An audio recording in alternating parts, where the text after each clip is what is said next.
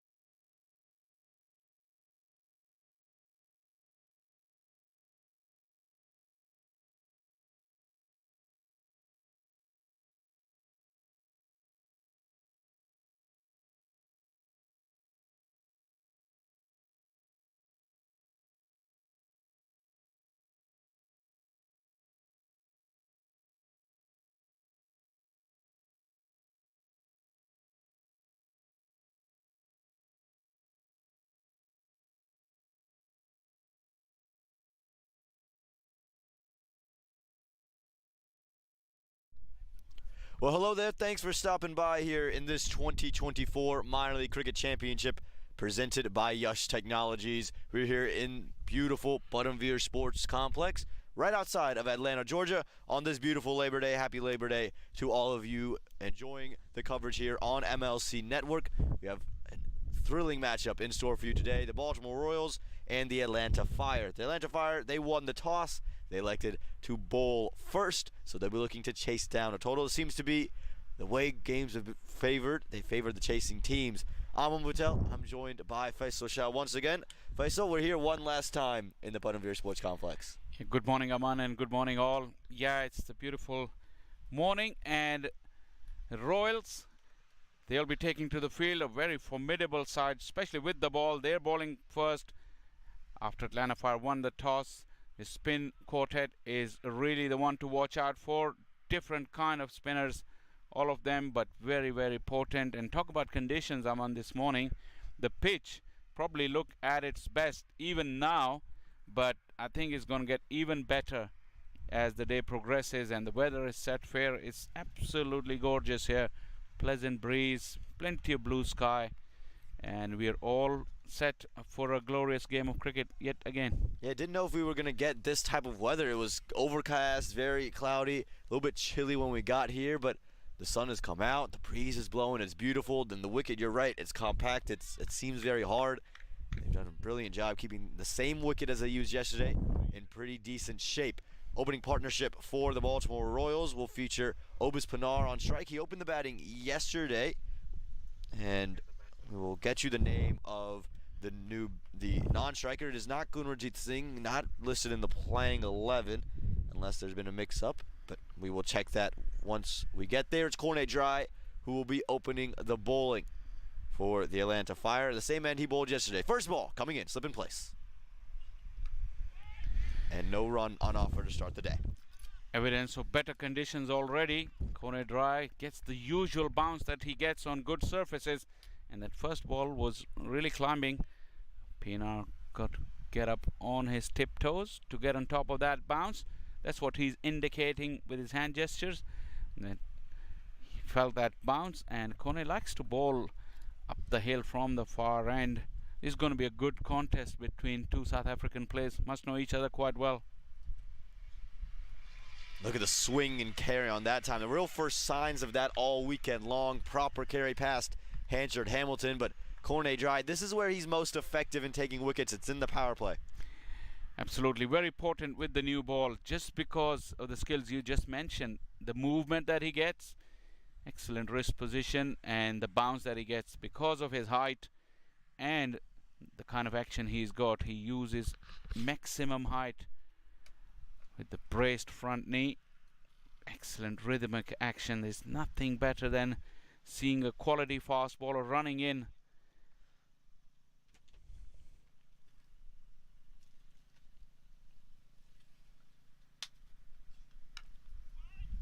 No run run on offer there. It's a good tight start from Cornet Dry, and again, the real indication about how much better this surface is, you see a deep third maybe for the first time we've seen all weekend long. I was talking a little bit to Sonny Patel before the Lightning match. They're saying we don't even, we haven't needed a deep third so far. Well, today, very different.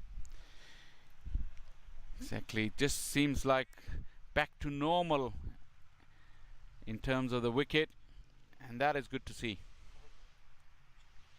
Straying down the leg side. So first runs for the Royals, courtesy of an extra. Because talking about the facilities here, all the players and the management, they were delighted to see this beautiful outfield, carpeted grass, lush green, and almost all of them that wish that the wicket would have matched the facilities on offer otherwise. And I think the two teams playing today should have no complaint about the 22 yards as well. Yeah, and it's good to see 20 overs. Again, this is a match originally scheduled for 10:15, but being the only match of the day, the umpires deemed those extra 60 minutes as excused and let the full 20 overs be played.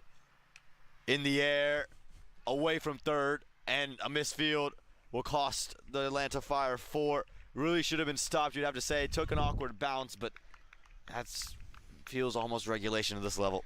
It does indeed, despite that little bit of dewy outfield that Aman was mentioning that delayed the proceedings here. It just skidded off the turf and took the fielder by surprise. It just went with the reverse cup. The bounce was high, but the skid and the pace actually defeated him. It burst through his hands. Dry wouldn't be happy with that. You don't want to make your fast bowler angry. And also takes away a lot of the pressure that was building in this over. That shot was played by Obis Pinar to release all those dot balls. This is better, more convincing from Obis Pinar, too full from Cornet Dry, and Pinar, he'll find his first maximum of the day. Rubbing salt into the wounds now. Cornet Dry, having seen Pinar move around in the crease, felt the need to change his length. He went for the fuller length, and it was easy pickings for Pinar. Mid on up in the ring. It was a really safe shot. And now the pressure is back on Cornet Dry. And again, after this over started, the first 3 deliveries just resulted in 1 run courtesy of extra. Now we've seen 10 runs off the bat. And another extra here from Cornet Dry. And again, he was operating so well when he was on a length. From there, I don't think Obis Pinar is going to find many runs. Yeah, he's clearly got 2 Cornet Dry. And that is how fine the margins are. The pendulum has swung within the over, where Cornet Dry was looking so good when he was hitting that back of a length on the channel, pushing Pinar back off the back foot, and now a couple of hits. Cornet Dry can't find his radar. Short, and really it's Obis Pinar's ability to use the crease that's allowed him to play this one for another 6. Yeah, can't find the radar. That's the case. This was short and wide, asking for trouble. And Pinar doesn't need a second invitation. He really sliced it just intentionally because no fielder's back, so he was looking to hit it for 6, and the timing was sublime. Carried all the way. That'll close out the first over. It's 18 without loss. And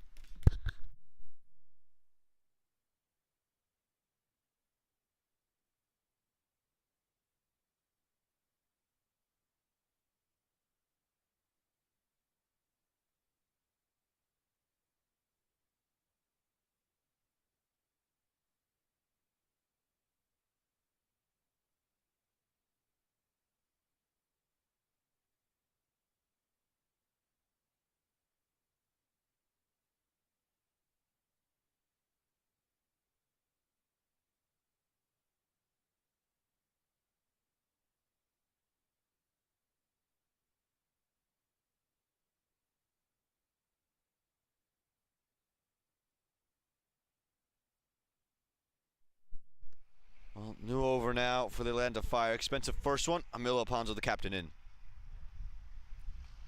And he had really a brilliant delivery to a left-hander yesterday, didn't he? Just spun it back long, long ways to Jerome Davis on his first delivery. Far too good for really any batter.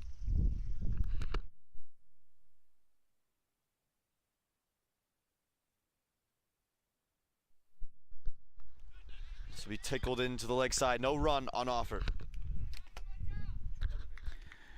Mila's back with the new ball. He's done that previously, hadn't done it this weekend.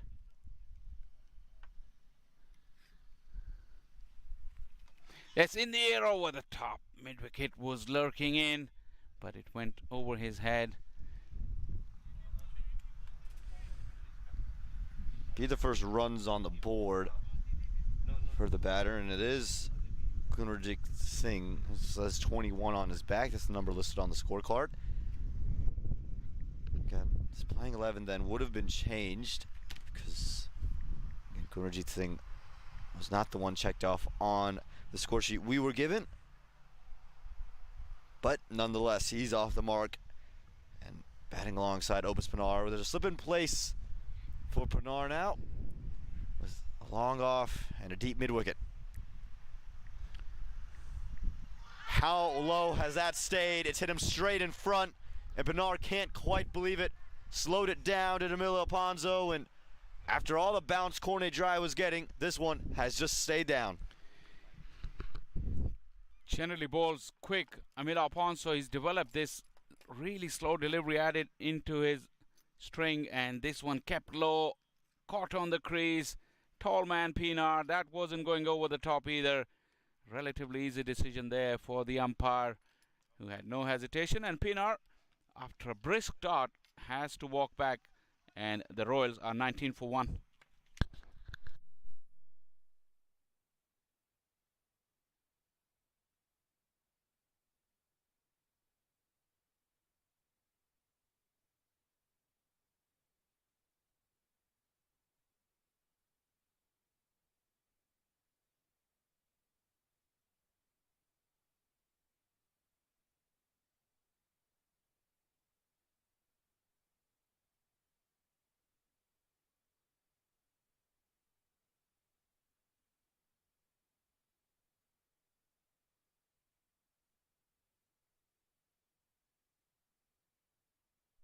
Skipper has come out now. Ravi Indra Singh Mehra was put lower down the order yesterday by himself. Back to number 3. Shouts there. I think it's just come off the pad, but if you remember yesterday, it was Emilio Alfonso that got Ravi Indra Singh Mehra. Yeah, two and two at one stage. Mila got. This one's shorter. That was the quicker one that we were mentioning. Get that run in the end, and this is kind of where the game goes for the Baltimore Orioles now. We'll get back to how they approach these next 18 overs after the break. 20 for 1.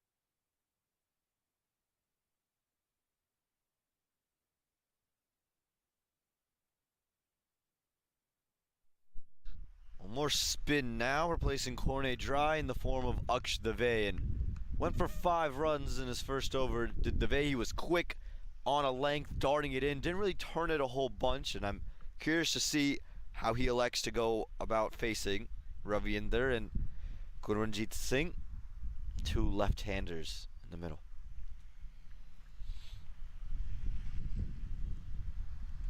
Bowled him straight away. Again, not a lot of turn on Akshadave. It was just angling back in. It came off the bottom end of the bat, and Akshadave strikes with his very first delivery.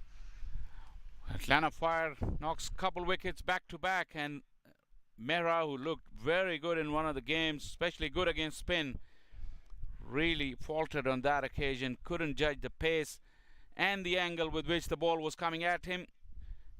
couldn't protect his stumps, went for that cut shot, and it went through him. The way has made an immediate impact, and now the Royals are 20 for 2.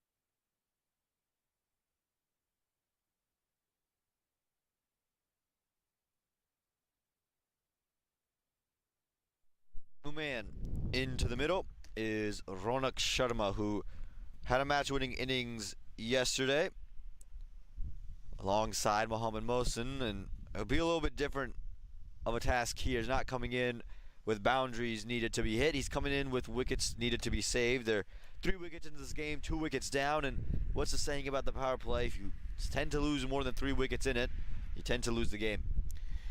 Yeah, you give yourself an uphill task to climb if you do that, losing 3 wickets, and we're only into the 3rd over. 2.1 overs, 2 down. Ronak Sharma had an eventful day. He had that head injury during the fielding innings and then came out and saw his team home alongside Mohammad Mohsin. I like the adjustments here from Aksh Dave. You can tell he's much slower through the air right now, and he's still not turning a whole lot, but he's just forcing the batters to have a second think about him, and I think he'll slip in the quicker one. I think that's a good variation for him, but this is a stock speed I think he should bowl at. Still full and very hard to get away. Slip in place will suggest that he still will try to slip in that arm delivery that will go away with the angle. Off spinners tend to do that with a slightly newer ball, threatening both the edges of the bat. This was short, but again, this was the quicker one. It just ran up onto Ronak Sharma, but he'll get away. It did go away with the angle, but the length was far too back for the slip to come into play. Easy for Sharma off the back foot. He'll enjoy bowling to the left-hander though. Yeah, and I think this is the matchups that Emil Alonso has looked at. He saw 2 left-handers, and I think it's a great version of Aksh Dave to get because he just angles everything in. Even if it's short, you think you can cut, and it just keeps coming back in on you. And that's what undid the skipper earlier today. See what he has in store now for the other opener. Quick down the legs, big shout, big shout. I think it might have just brushed some pad on the way through. There definitely was a noise, but not sure what was bat. Swift bit of work there from Henchard Hamilton behind the stumps. That was that delivery that keeps coming in with the arm that took care of Mehra. This time the line was slightly wrong, and Hamilton must have been blinded for a little while as that ball hit in the body of the batter, but still was able to move around quickly, get his gloves in the right position. Excellent bit of wicket keeping. If you're Gurjeet Singh, you are better off staying on the front foot, it feels, to any delivery from Dave. It does so and fends it away to close out what's been an eventful 3rd over. 3 overs gone, 21 for 2.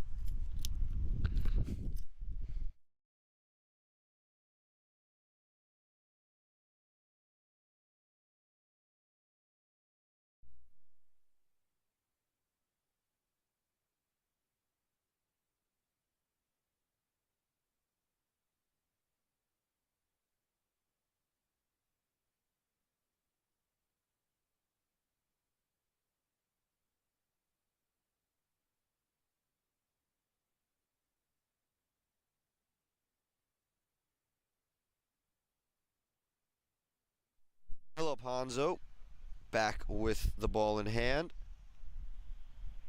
We'll get to see another look of what he can do here. He's taking the big wicket of Obis Pinar, and we already know how big that is in the context of the match.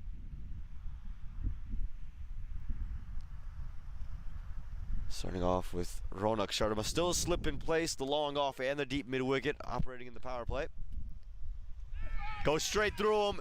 You mentioned it, he's added this delivery, the slower one. He's just enticed Ronak Sharma to go straight down the ground, and all he could do was open up his stumps and get cleaned up.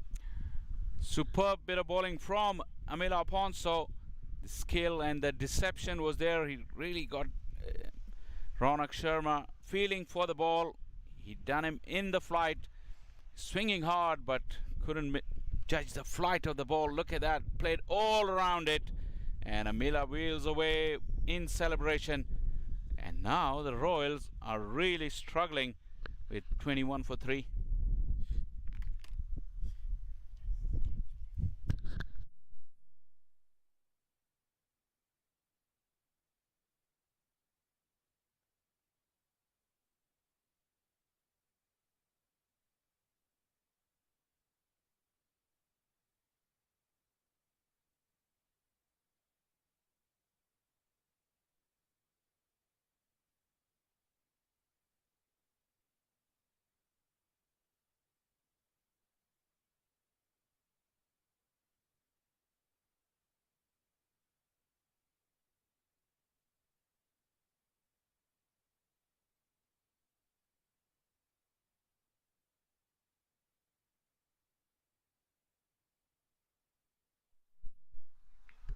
Sharad Lumba now into the attack, into the middle, and again 3 wickets in the power play, not where you want to be.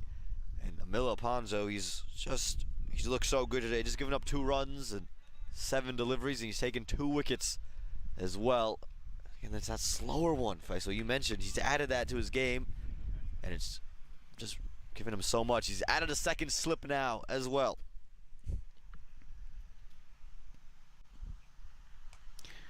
And remember, Aman, no Mohammad Mohsin, no Jaskaran Malhotra for Royals. You'd feel that the top order has been blown away with a mountain to climb here to get to a decent total on a goodish pitch. Probably the best of the weekend. Yeah, that's why I was always interested in the decision to bring Obis Pinar up to the order. He's such a key figure in the middle. He gives you so much depth. I just thought, you know, Ravinder Singh Mehra could have come up, Ronak Sharma could have come up. I just feel like there's other options. I'm not saying that Obis Pinar can't play. We saw him hit those boundaries, but I feel like in the middle, his contribution is so important, so vital. As you lose Mohammad Mohsin, you're really just left with Jerome Davis in the middle. And also the thing these days is that players want to make the grade. They want to be part of Major League. They want to be part of other franchise leagues. And the notion that goes around that play your best batters, or the best batters themselves, they also want to bat at the top of the order. Amila Ponzo is making this wicket look very, very tricky. He brought in a short cover halfway through that over, and that one turned a little bit as well, and things are starting to open up now. There were a couple cracks, and he's starting to find them.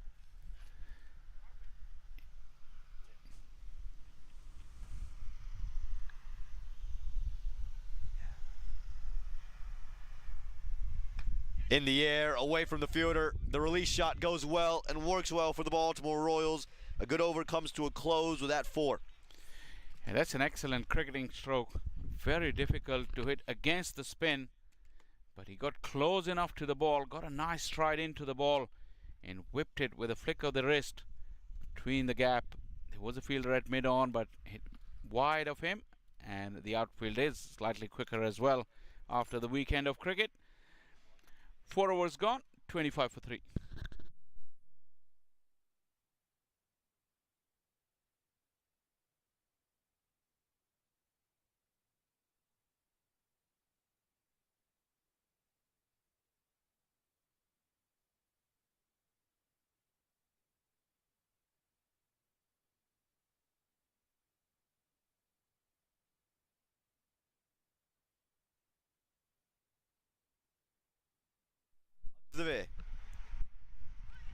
Starts off quick into the body of the left-hander. This is where he's going to operate, and again, this is what I think they wanted from Akshitave yesterday. Didn't quite find the right rhythm, but today looks so very dangerous. Firing him in. He's He's getting the ball to turn, and then he's getting the ball to slide on as well with pace. The lengths have been immaculate. That's why batters, they really have absolutely no chance. And with 3 wickets down, feeling under pressure. Yeah, dots are starting to pile up now, unable to score too many runs. There's 3 in a row. Before that, 4. You had an over full of them. It's just 4 runs in that previous over. Dots starting to mount here halfway through this one. Just wondering, whenever we saw the mentality of the Royals earlier in the week, it doesn't seem like it bothers them. That one somehow gotten through. It's come with a little extra heat on it, maybe a little extra bounce as well, and a little bit of relief for the left-handed Gordonjeet Singh. Leg by signal. Yeah, imagine they were 18 for none after the first over, so the next 3.5 overs they've lost 3 wickets and haven't scored many, barring a few extras here and there. This has been a good passage for Atlanta Fire. Very good indeed. Again, that first over really made it seem like this match was going to be all Baltimore Royals. You take Cornet dry to bits, and you're thinking, man, how is anyone else going to be able to deal with this? And Obis Pinar looked in flow. The wicket looked good. But these spinners have just changed this game, and it's featured the captain. And there's plenty of spin to come on this lineup. Think about Zia Shahzad, who's still going to get an opportunity to bowl. Didn't have the greatest outing yesterday, but he'll want to make that up, not having to bowl to Mohammad Mohsin either.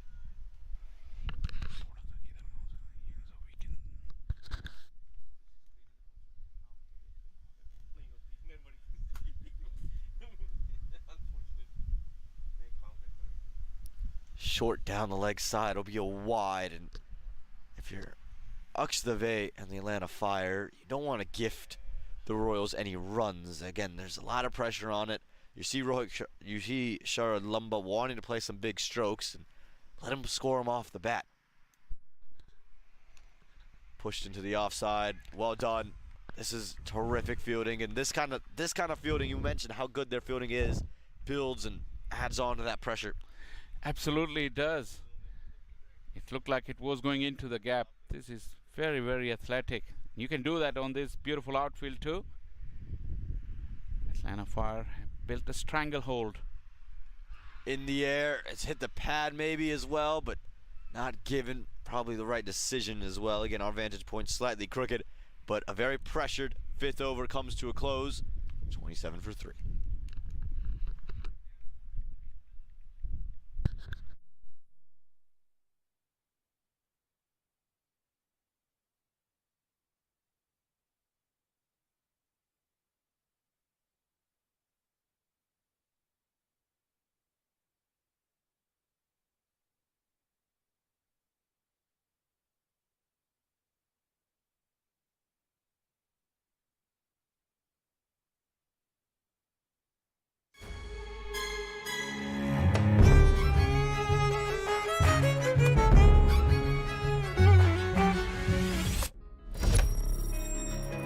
Even the best in the business needs a strategic partner to help them win. Yash Technologies, more than what you think. Fire after that terrific start from Obis Pinar. What can Lumba and Singh do here? Their options are limited. Like we just mentioned, thin on their middle order. Yeah, I think for them it's going to have to be about surviving, and it's because of things like this from Akshadave. Take a look at how we closed out the previous over. It was just pulled back. It definitely turned a little bit as well. It's definitely high down the leg side, but again, signs of difficult batting time. So it's about sticking in there. There is bounce on offer, and I think you have to take advantage of the Pacers. We'll see one now in Mulleredi. Starts with a single. They have to do more of that. If they can't find boundaries, they really have to rotate the strike. And this was good because you see, tap the ball and run, and the non-striker, they'll have to trust the calls of each other. Yeah, and I think for Madiredi as well, we've seen when Cornet Dry got short, that's when he was getting hit for runs. You don't want to be full and in the arc, but if you can just be on a length, and even if you miss the length, you want to miss it towards the fuller side because the ball did sit up when Cornet Dry pulled it short. So this isn't a surface like we saw on day one where you can get away with being on the shorter side. You want to be on the fullish side, deep cover in place now for the right-hander.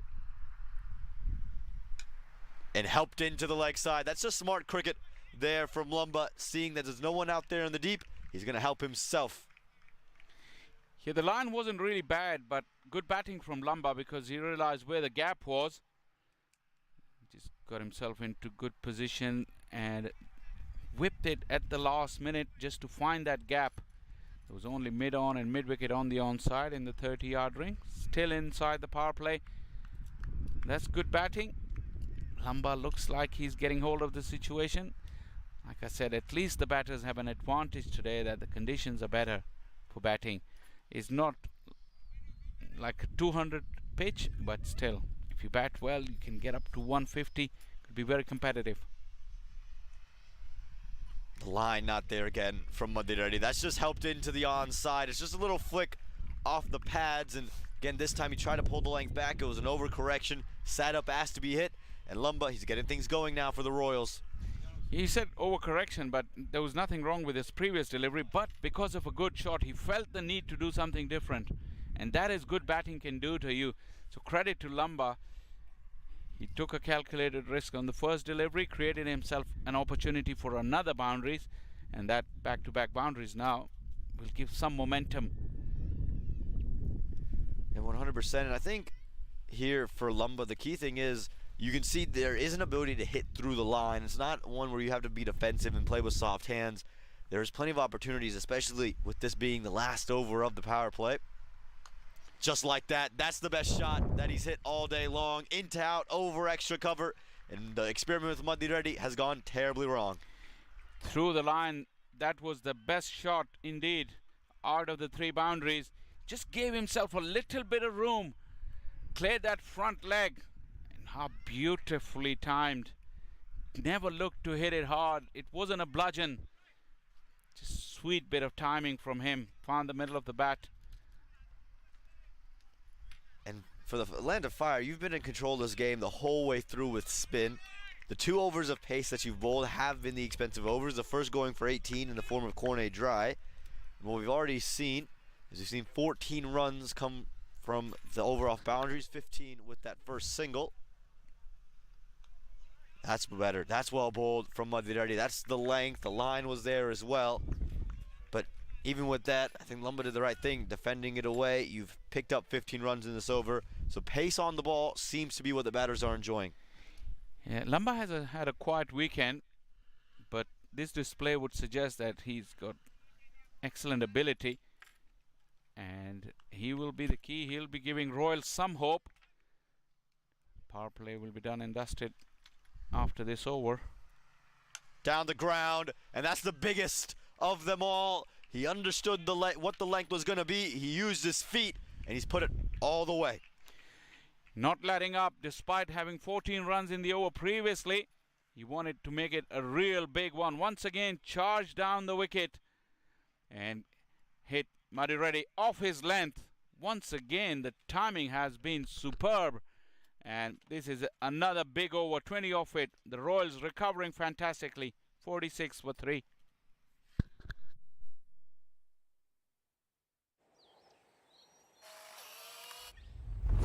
It's an impossible shot.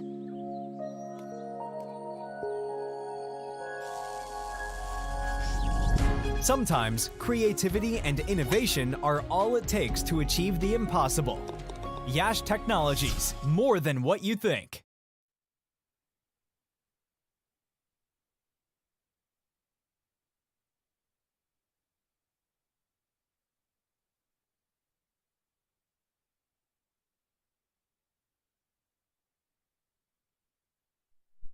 The experiment of pace not working for the Land of Fire, so they've continued to spin at least from one end of the ground, the far end. It'll be Akshdev. The slip is taken out now. The power play is over. Field's starting to get spread out, and the Baltimore Royals are starting to throw some punches now in this fight, Faisal. Absolutely. After the loss of wickets, they really had to take the time. But Deve, who's bowled well, but really I must have to say that the credit must go to Lumba, who realized the final over before the power play. He took a gamble on the second delivery of the over, got away with a boundary, put the bowler under pressure, and he didn't let him get up at all right till that last delivery. This is superb batting and very intelligent batting at that. Gurjit Singh has been there the entire time. He's only scored 2 runs. And he's still struggling to find the runs. He was off strike for both overs of pace, so it feel hard done by that. But Aksh Dave is causing these left-handers all kinds of problems.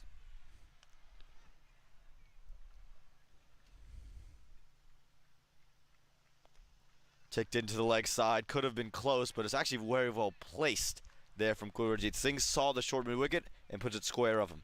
Yeah, that's good batting, soft hands. He watched the ball onto the bat, and as the fielder was approaching at mid-wicket, he just dropped his wrist a little bit to get it away. And the angle meant that the fielder had to get around a little bit, and that allowed the extra second for the batter to get in. This is good quality. And as long as the partnership continues and Kamarjit doesn't starve Lamba off strike, I think his strike rate for now shouldn't worry the Royals. And for Lamba here, I'm just curious to see the approach. He was very aggressive to that pacer in the previous over. Does he now look to be aggressive to Dave? Just a nudge into the onside for 1. It looks like he's found the rhythm and flow to his innings. This is another, it's just a single, but beautifully played single. He got his stride into the ball and head down, as safe as it can get. That single, risk-free. That would tell that he's got the flow and the momentum of his innings going. Oh, how about this? Open it up. Gurjit Singh, he's been there for 12 deliveries and he's had enough of Aksh Dave bowling to him. He finally got one that was full, goes into out and gets 6. Incredible stroke. Once again, over cover. He must have read that it was the turning off spinner. He went with the tide, because Dave has been bowling those arm deliveries coming into the left-handers. That would have been not a good option against those deliveries, but Kamarjit picked up the turn on it and went with the tide. These batters can hit those balls big.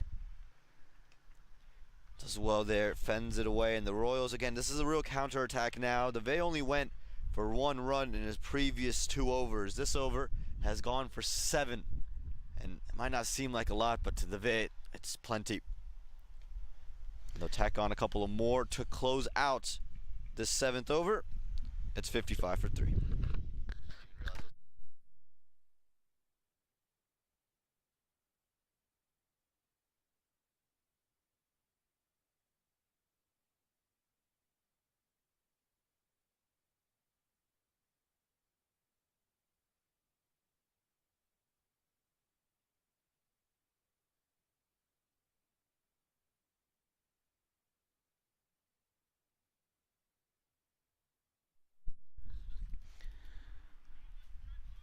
It's a good partnership for the Royals after they were really struggling at the fall of the 3rd wicket. But Kamarjit, who hit his first big strike, has given good company to Lamba, who's really took control of the situation. It looks like it's since the beginning of the last over, I mean the 6th over, and that has given Kamarjit the confidence as well. So now is the time where this partnership can propel, and if it lasts for another few overs, Atlanta Fire will start to feel the pressure and start to feel that the stranglehold that they had built is loosening thanks to some good batting. Yeah, and again, they're just starting to bring things out here. These 2 batters are starting to take the attack to the batters, and now it's going to see Ansh Patel come in. He was so difficult to play. Can he bring back the pressure?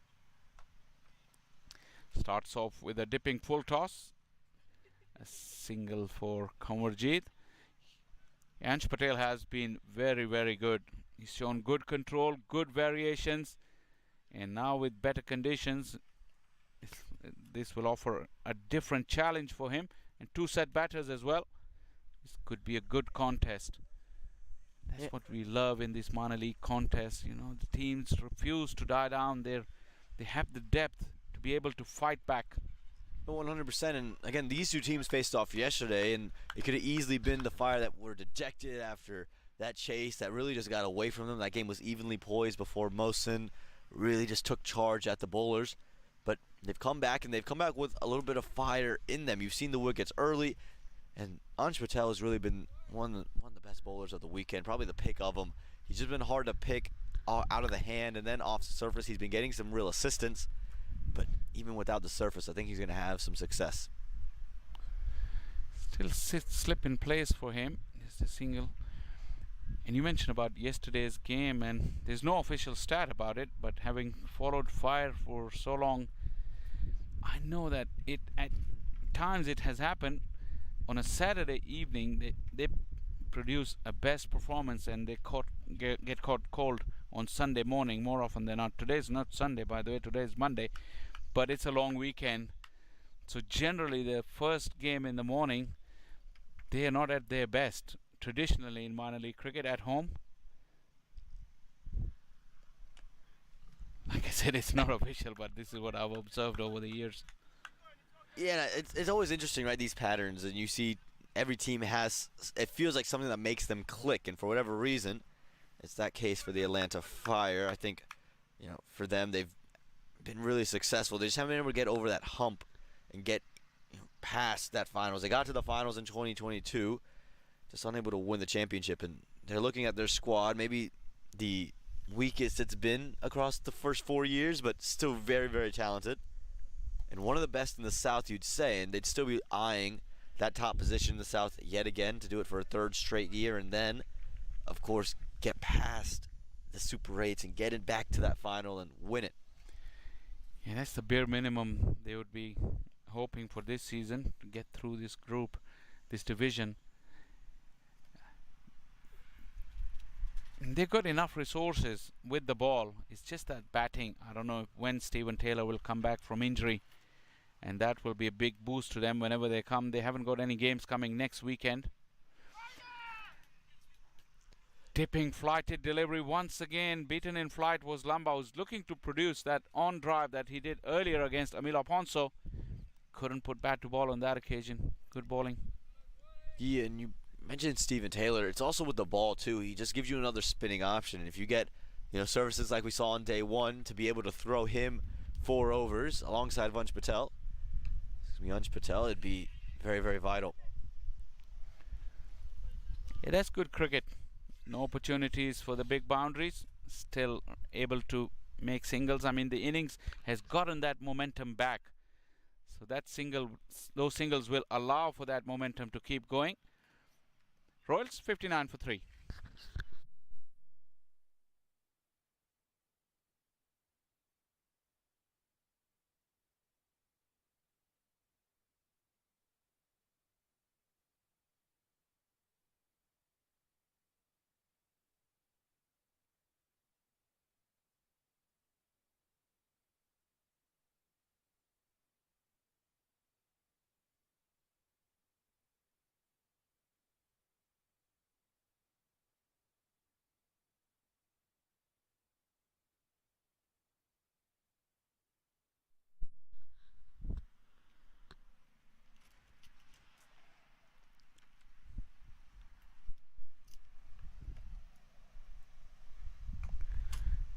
Come straight down the ground in the middle of the gap, and we'll find the fence. Another good hit from Lamba. He's really taking charge of this innings for Royals. Yeah, and it's a complete opposite of what we've seen happen to Aksh Dave. He's someone who, again, was so hard to play, just 1 run across 2 overs, but this one got too full. Again, that's a slower one as well. That's just landed in the arc. And this has been, again, a real good fight back from the Royals. They've taken the punches from Dave, and now, like a great boxing match, they're starting to throw some counters. This time it's short and wide, nicely helped along. We'll come back for the second. He'll have to hurry, but the throw was off balance and not powerful enough. Yes, the partnership's now gone up to 44 of 31 deliveries. And the way the rot was on, they've come back, and the strike rate is absolutely amazing with which these two have gone. Yeah, 100%. Again, it feels like the Royals way of batting, right? You just sit in for a little bit, and then when you just feel comfortable, that's when you get going. It's very opposite to what you see in the modern T20 game, where batters come in, they hit from ball 1. This group of batters from the Royals are very much keen to take their first 10 balls slowly. Sweeper is out there at deep cover. Another single. For the first 2 overs, literally, the way was unplayable. But now they got the measure of him. It does ease the nerves when you get away with a couple of boundaries. Komarjit, who hit him over cover for a 6, will eye that offside again because there's no one deep on the offside. Yeah, Aksha's got to be quick here.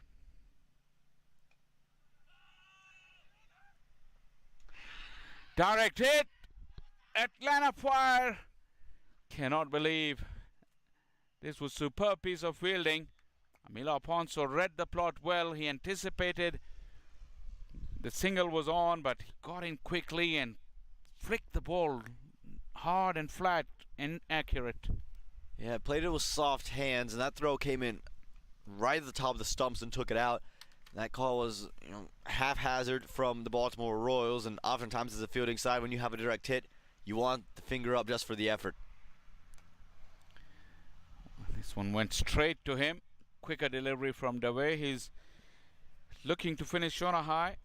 Good over again so far. No boundaries, so that still would mean it is a good over. 1 for 18 with 1 to go for him.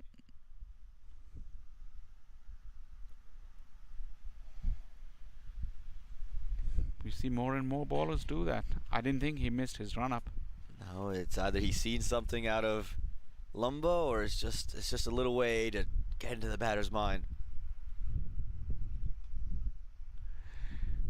1 for 18. It will remain for Dewey. Excellent work with the ball for the tall off spinner. And the Royals after 9, 66 for 3.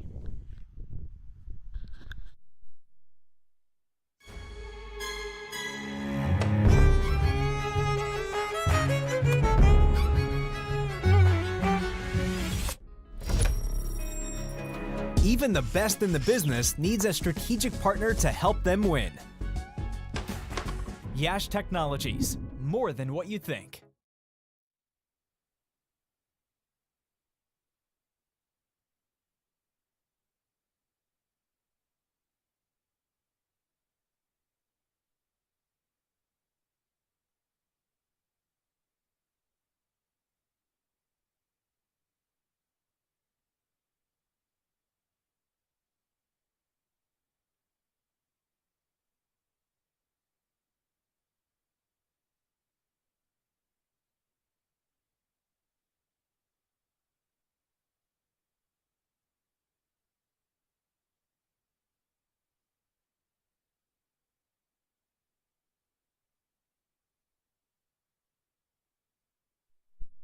We haven't seen Zia Shahzad at the bowling crease. He had a really rough day with the ball yesterday. In fact, with the ball and the bat. He's been almost anonymous throughout this weekend. One of a very high profile acquisition that Atlanta Fire would have thought when they got him. Yeah. Patel has anything but quiet. He's really been very well, very good.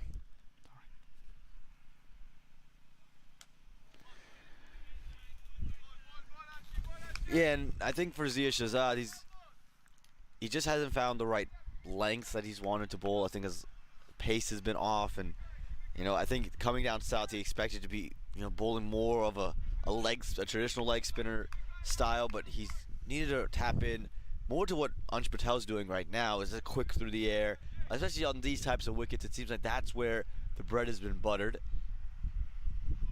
This is terrific bowling. That is the traditional wrist spinner's length with flight and guile, but he landed it away from the arc of the batter, allowed the ball to turn. It went between bat and pad over the stumps. Off the edge, wouldn't carry to short third. Ansh Patel, though, he's bowling incredibly well, and it's because of the wind too. And we've talked about how wrist spinners tend to like bowling into the wind. It just allows them to control it better, and it's forcing Singh to want to hit back straight. Yeah, the direction of the wind would be from where Ansh is bowling. It's coming from short third over towards mid-on or wide wide mid-wicket.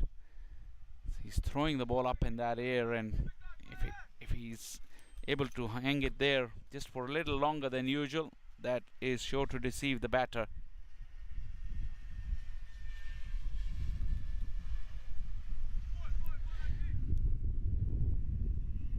Single is all that Kumarjeet could get on yet another flight. It's slower delivery, another variation.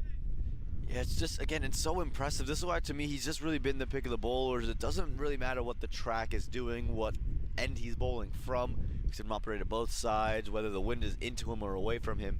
He just has such great control, and again, he's just so hard to pick. And you see these batters, the fielders are spread out. They're not even able to pick gaps in the infield, let alone try to hit him. Good bit of wrist work. Looking for two. The fielders are in quickly from the deep. This is good bit of ground coverage. Zia Shehzad got to the ball first. Excellent finish to the over. At the halfway stage, Royals are 69 for 3.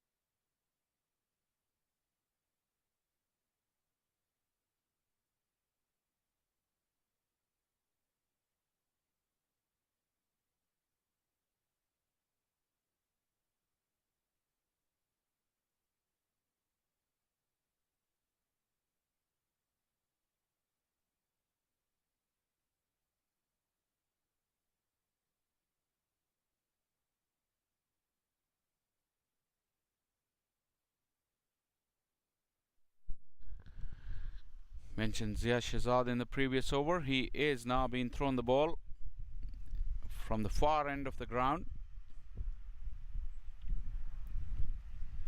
Big challenge for him. He's looking pretty upbeat this morning when we had a little chat. He's really keen to bounce back, and Atlanta Fire needs him at his very best, because we mentioned so many times that the resources they have this year, they want their big players to perform, and Zia surely was their big player after the draft.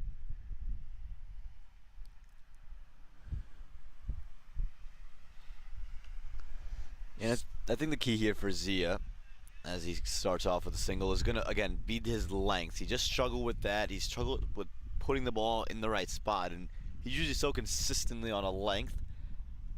If he can find that, you look at this Fire lineup, that bowling lineup just gets so very, very deadly. You talk about the Royals and all the spinners they have, and then you look at the Fire, then you would talk about Ansh Patel and Amila Aponso, then Zia Shehzad. When Stephen Taylor comes back, you throw him into the mix. Aks Dave has proven he can bowl 4. And on top of that, you can add Cornet Dry, Athinder Romanian on top of that as well. So this could be a very deadly, deadly bowling lineup. It's just, I think it hinders on Zia. Can he find the rhythm he had in the West? Into the gap, looking for 2. Not quite.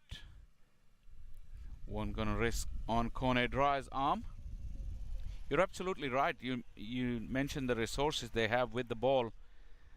They have plenty, and you'd have to say that most of them are good bowlers for most conditions, but they have to be at their best, and they can't afford for one of their main bowlers not to be in rhythm and in form, considering the batting lineup they have this year. And then the short one, you'd feel he got away with it. Yeah, and the reason he gets away with these drag downs is because of how quick he tries to bowl that delivery. It tends to be on the quick deliveries, he'll pull it back, so batters don't have time to rock back and place the ball or put all their power into it. It just rushes on to you way quicker than you'd expect. Googly turned away and bounced.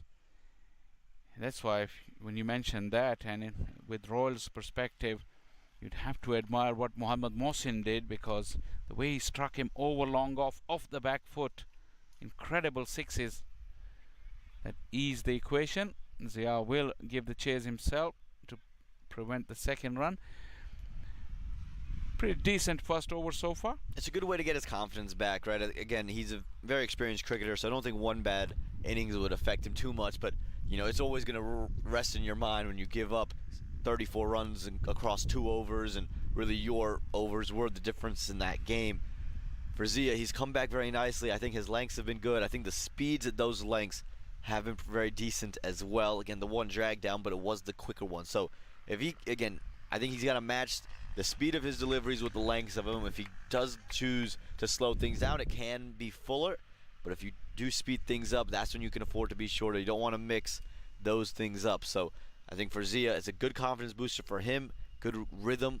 For the Royals, though, they're not letting Zia's bowling affect their run rate. They're continuing to find singles. At least on Royals' part, they've done well. They've made use of every delivery, barring that one. So 5 of the over. Both the sides will be happy with it. I think 11 gone, 74 for 3.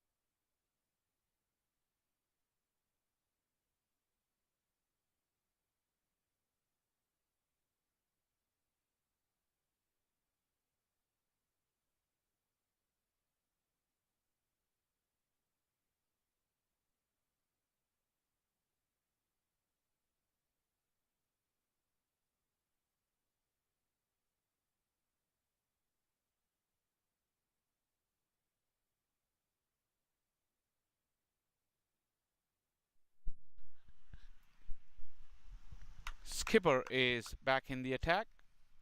He's plenty of options to play around with. We haven't seen Atindra at the bowling crease just yet. Dry has bowled only 1 over. That'll be another question in Aponso's mind, when and where he can use Dry. Yeah, and I think for Emilio Alfonso, it's, you know, reading those situations, you've talked about how Cornet Dry probably performs best in the first 15. Don't want him really bowling too many past it, and yesterday struggled in the death, and on this surface we've seen the Pacers go for runs, and I think this Romanian is the man to attack, right? Because of the fact that, is the man to bowl, because of the fact that he does bowl those cutters, he can slow things down, and tends to be very, very accurate. Now, the one thing you're worried about is the drag down. What would happen if it gets stuck in the hands? Partnership is steadily building. The boundaries have dried up for the last couple of overs, but the scoreboard is ticking along. Partnership still at a healthy rate, 55 of 49 deliveries. Yeah, but for the Baltimore Royals, even though the boundaries might have dried up, it's a good opportunity for them to hold wickets together. Again, no Obis Pinar in the middle, no Daron Davis, no Mohamed Mohsin. So you're looking for Daron Davis to be the main guy in that batting lineup, and especially in that middle as the big hitter. Kept a little low. Once again, the slower variation of Aponso, and a little bit of confusion in the run-up, in running between the wickets as well. Yeah, I feel like there could have been that single there, but yeah, absolutely. The non-striker on his heels, just expecting cover to stop it. And that's what good fielding does. You just anticipate those deliveries to be stopped. It's also a sign of a little bit of frustration creeping in. Like we all know that the modern day batters, they like to find boundaries, and if they don't get it, the last stroke will also indicate that he's looking to find the boundary on the offside. There's no one deep on the offside for Aponso. 3 fielders in the ring to go with that slip. It's a very dangerous shot, though, with Emilio Aponso. He's not a huge turner of the ball. Most deliveries tend to slide on. So you miss that, most likely your stumps are gone.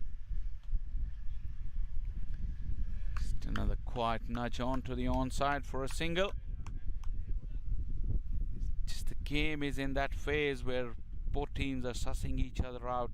Probably Royals would have had a time to breathe, take a breather, and readjust their target. This partnership would have made them think about bigger and better totals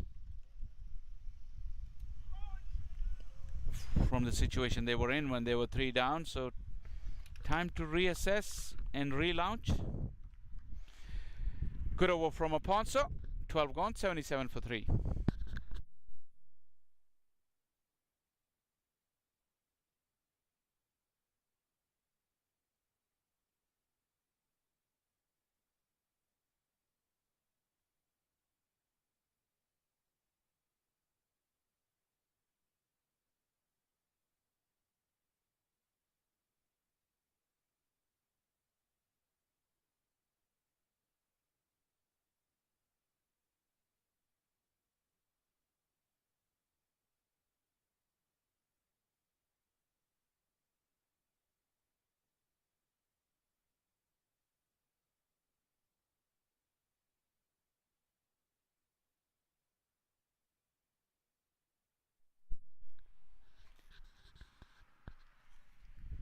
I have a feeling something's gonna give.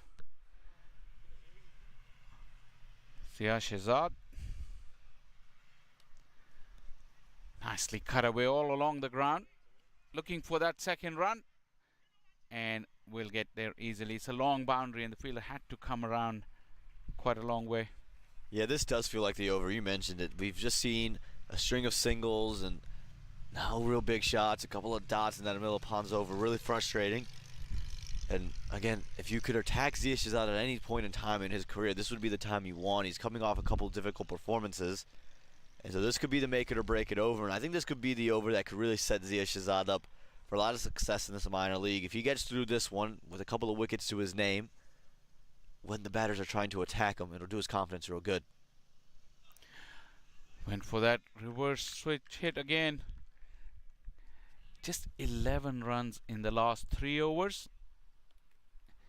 That is the kind of pressure I think the batters have started to feel now, and that partnership strike rate that was way above 100 is now catching up. 58 of just 58 of 55 deliveries. At one stage they were striking at a lot higher rate than this. It's gone in the air. It will fall safely and the spin will take it away from the sweeper. Still not enough to get it over the line. A little relay flick. No damage done after that, just a couple of runs. Yeah, but you see it on those last 2 shots, right? They're looking, the intent is there from Lumba. He's seen enough, he wants a boundary, he's craving it. Tried the reverse sweep, then this one, the more conventional cover drive, but Shehzad does well to keep it away from those 2 shots. So this is a good contest here, a good stage, and I'm curious to now see Lumba's approach after that misfire. Went straight to the fielder. And talking about the partnership strike rates, Lumba at one stage was striking at 170. His strike rate has dropped down to 135. And Kunwarjeet Singh, his strike rate never got above 70. He's striking at 53. That would suggest that the pressure is building within the minds of these 2 batters. Yeah, 100%. I think pressure is mounting, and it's just an interesting question now of just how do these 2 batters look to take these next couple of overs. Where in the 13th, and you have to imagine up until the last 5, they'll be comfortable with this.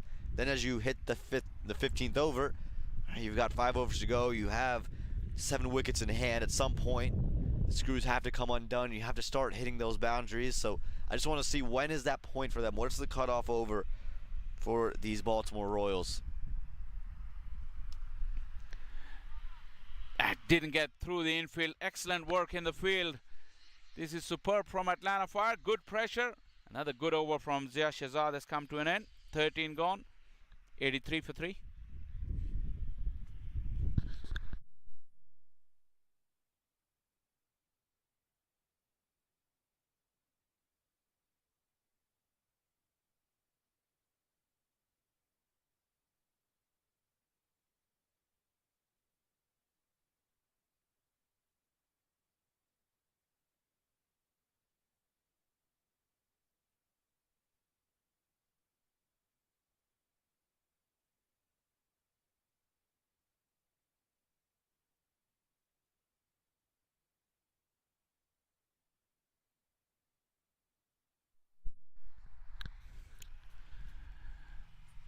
Plenty of options there for the Atlanta Fire.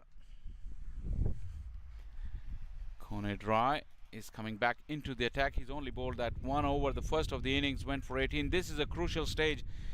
Really tight stranglehold had been built by the spinners of Atlanta Fire, and I think the two Royals batters wouldn't mind the change of pace. Yeah, this could be a really big over for both sides. I think the Royals are going to look to attack. I think the cutoff point was whenever pace gets reintroduced.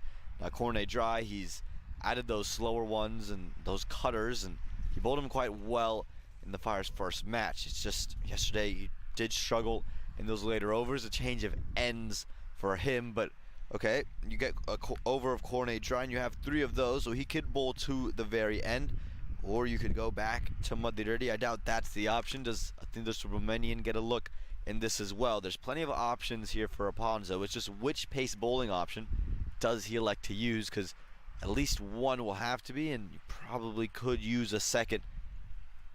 I really want to question this decision from Amila Alonso. Ansh has 2 overs left. He himself has 1 over. That's 3, and Zia has looked good, so that's 5 overs. Kone Dry has been carted away. Nice bit of timing there. Found the middle of the bat for once, the batter. So yeah, when the pressure was building, you could have kept it going with the same spin attack, I would have thought. I don't know if Aman agrees with me or not, but if the batters break free now, that momentum can really take them to the end of the innings. I think what Amilo might be thinking of here is, I think he's thinking back to your point of, you know, the struggles and the death for Kone Dry and how good Ansh Patel has been, how difficult it's been to take Amila Ponzo. Yes, bowling spin in the power play is always at the end of an innings is always dangerous, but I just feel that Amila thinks, okay, even if they score runs here, we can reel it back in. This is a sweet strike right in the slot from Kone Dry, and he has traveled the distance again.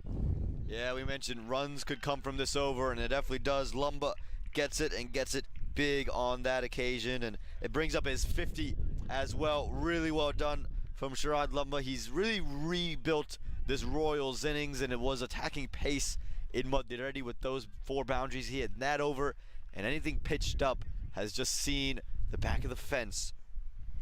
Well, Amila Alonso made the decision. Whichever way it goes, he's got to live with that now, giving Lumba the opportunity to free his arms, and he's already looked good against pace.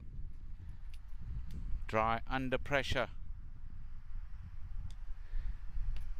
Yeah, it's a better length, I think, from Kone Dry to operate in, that hard length. It's not a wicket-taking length, but I don't think wickets are what you're after. You just want to continue that pressure and let the spinners be the one to claim the reward. Yes, you're always searching for, you know, some of your individual accolades, but anything pitched up has really been in Lumba's arc and has been what he's taken away. Even you think the 1-6 he did hit, what was it? Pitched up outside the off stump, allowing him to free his hands. If you keep it on a length, there's not a lot of scoring options that we've seen besides the couple of shots from Obis Pinar. Yeah, Kone Dry's natural length is back of the length. This is where he's at his most comfortable. Even with the slower deliveries, a little bit of extra bounce and the bite of the pitch. Excellent bowling, good comeback. Yeah, this is where you want to operate for me if you're Kone Dry. And again, a lot of talk about in the death overs and in the back end of the innings, you want to be full, you want to be at the batter's toes. I think there's something to say about being on a hard length and daring the batters to hit you from there, especially on this type of a surface where there is a little bit of bite. Not a lot of it, ball does come on, but there's a little bit of bite in this surface. Don't want to get too short, but if you operate in that good length area, there's been plenty of reward, and that's where the quiet overs have been at. 2 straight, but he's got protection in that direction. And again, I don't mind missing like that, because the fact that you understand, okay, I'm going to bowl on a length, so I've kept a fielder there and just daring them to play through, you know, play anywhere else. You're daring them to play straight, basically, with that hard length. And very few times we see that shot.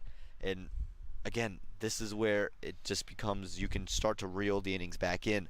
That one fuller delivery, though, just takes a lot of the bite out of the over, because you did get that big 6, and now you're just getting singles all around it.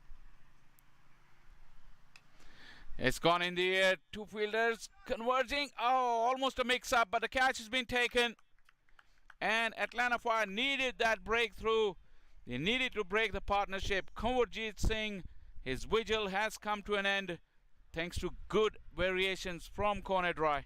Yeah, we've seen it on a length close to the body all throughout this over. This time he slowed it down, he pushed it outside the off stump, and pushed the length up as well. Gurdeep Singh's eyes lit up when he saw something fuller, wanted to throw his hands through it, but again, the slowness of that delivery caused it to take the top half of the bat, and well done in the end by the fielders to not let that mix-up cause a drop. It'll be the end of Gurdeep Singh. He's been in there since the beginning, scored 18 runs off 34 deliveries. It's 93 for 4 after 14.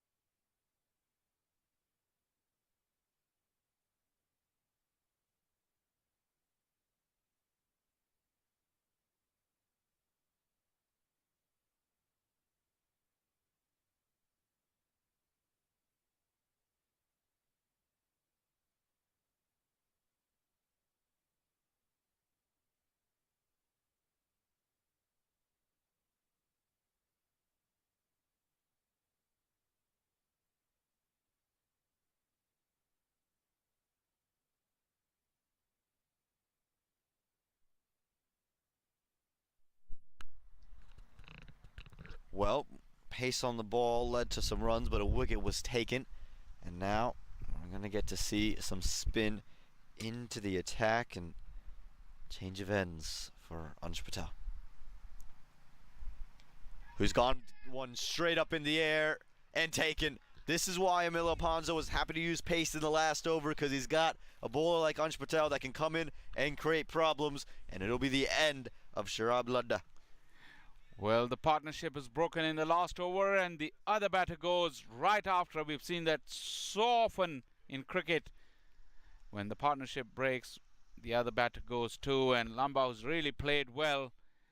Really needed to assess the situation better, and he was the one that Royals must have been looking to stay right till the end, but he's played a good hand. Can't take that away from him. Batted beautifully. He's gone now after scoring a half century, and the Royals 93 for 5.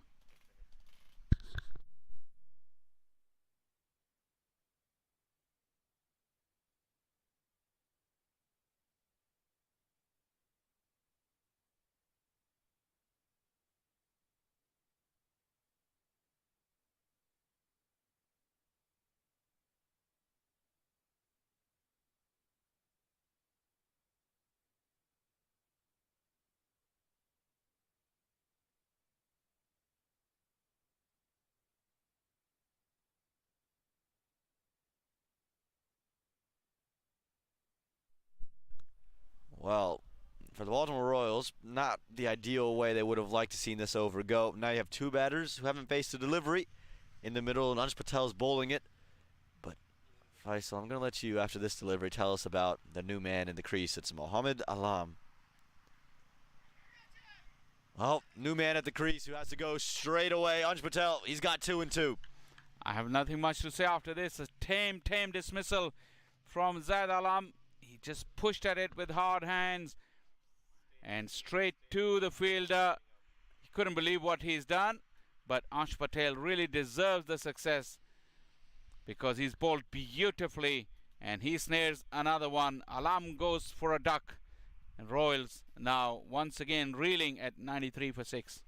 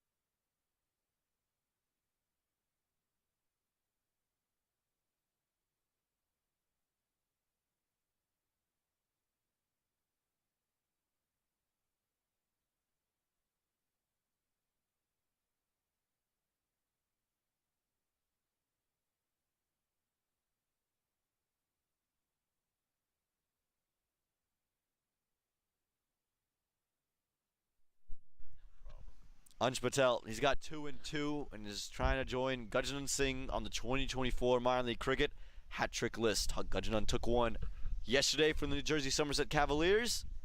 Can Ansh Patel add himself to that list? There's been a couple of opportunities for the Fire. Ansh Patel now into Daron Davis, who's moved from the east. Slip and a leg slip in place. And gets it away. Just slightly shorter in length. He would have loved to have brought Davis onto that front foot to create that doubt. The length was slightly shorter. No hat-trick here. But you name Gajanan Singh, the forgotten man of USA cricket. One stage he was the rock in the middle order, the finisher as well. Yeah, it was phenomenal in Cricket World Cup League 2 and throughout the qualifiers in Zimbabwe last year. Scored 100 against the West Indies. As this one has just somehow not found stumps. Ansh Patel spinning a web. Absolutely, and that was the length that he would have been hoping to find against Davis on that hat-trick delivery. Not to be, but still, he's bowling beautifully. How about this? That one has grip stopped and just straightened up quite a bit. And this is the danger now when you lose wickets in bunches. You have two batters in the middle who haven't faced a delivery, trying to play Ansh Patel in the 15th over, trying to score runs. He's spinning the ball both ways. Offered a single on this delivery, which the batters will take gleefully because run scoring has become very, very difficult since the fall of those two wickets. Ansh Patel completes another sensational over of wrist spin, and the Royals 95 for 6.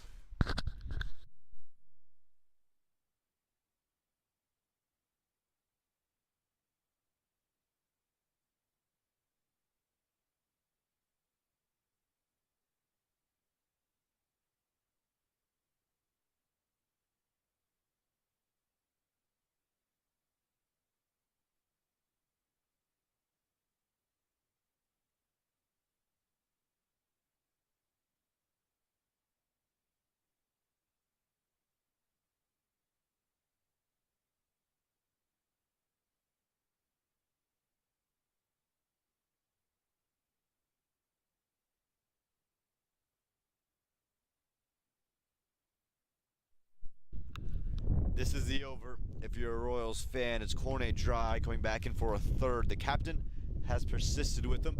He's gone for 27 or 2 overs. What do you make of this, Faisal? Yeah, the thing is that things have changed. That when he was beginning his previous over, Cornet Dry, over number 14, there were 2 set batters. They had a partnership of 70 odd. Since then, 3 wickets have fallen. So Cornet will be very, very effective right now with 2 new batters in. Even though we've talked about his shortcomings in the later halves of the innings.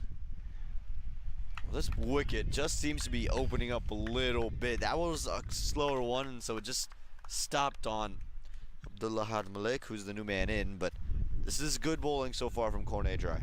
And also an indication that the best time to score your runs on this pitch is when the ball is hard and new. I don't think the condition of the wicket would have changed terribly. It's just the ball has gone softer. It's gripping a little bit more. It's not coming on as much as it did when it was new. Soft hands and confusion there in the middle. This is good. And again, Cornet Dry, I think when he's been hit today, it's when he's gotten full, when he's gone too short. But when he's been on a good length or just above it, that's when it's been hard to figure out for these batters. And now you add throwing the cutters, you throw in the older ball, as you mentioned. Batting on here is not easy. And also it's a different equation when the batters are going after you as opposed to when the batters are in survival mode right now. Cornet will be all over you if you have that defensive mindset. And the batters don't have any other option at the moment because the wickets have fallen in a heap. Yeah, but in that same regard, you have 5 overs to go. You got 4 wickets in hand. I know not a lot of wickets, but at some point something's got to give, and the pacer is the one to attack. You're still going to have to see Ansh Patel for another over. You have Amil Aponzo, who's going to have an over as well. So there's 2 of your overs, and here's Azad. He's got 2 overs as well. So 4 overs could theoretically just be spin from this moment on. You might just have the one from Cornet Dry. thing is also that when you go down the order, the ability of the batters also is not the same as when they come to bat at the top of the innings. So they might have their own little limitations in terms of the ability.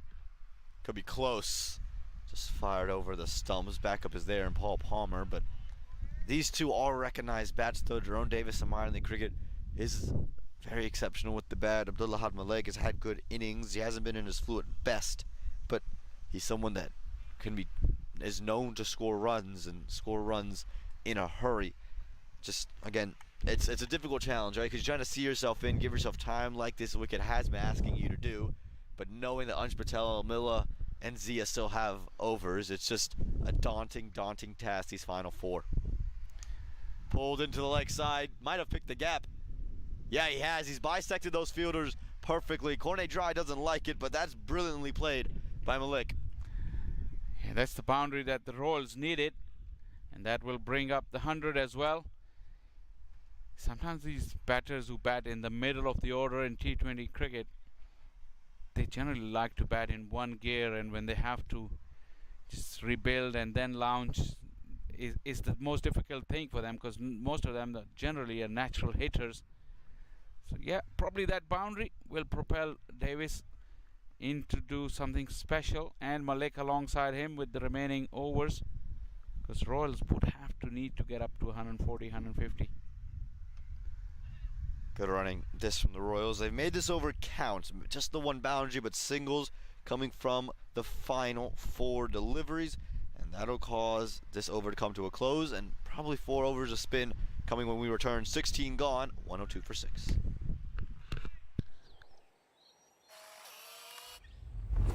It's an impossible shot.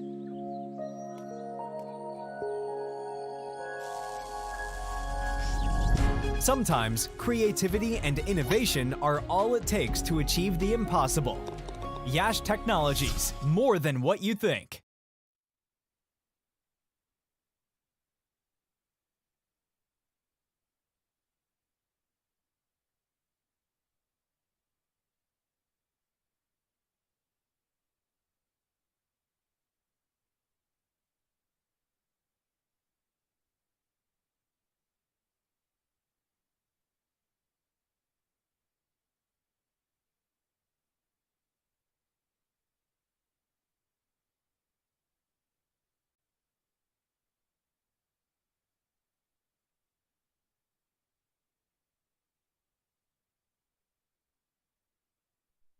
Last over for Ansh Patel.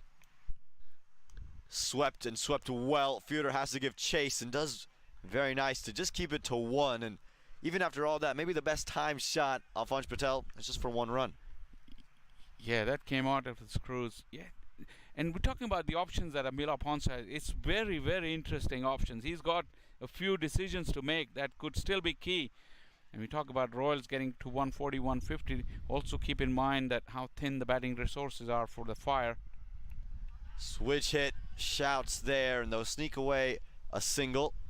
But you mentioned those options. All right, so we have Ansh Patel. He's going to bowl his 17th there. This 18th over will have to come from this, an 18 and 20, and then 19 from the far end. Amila, you think, is bowling one of them.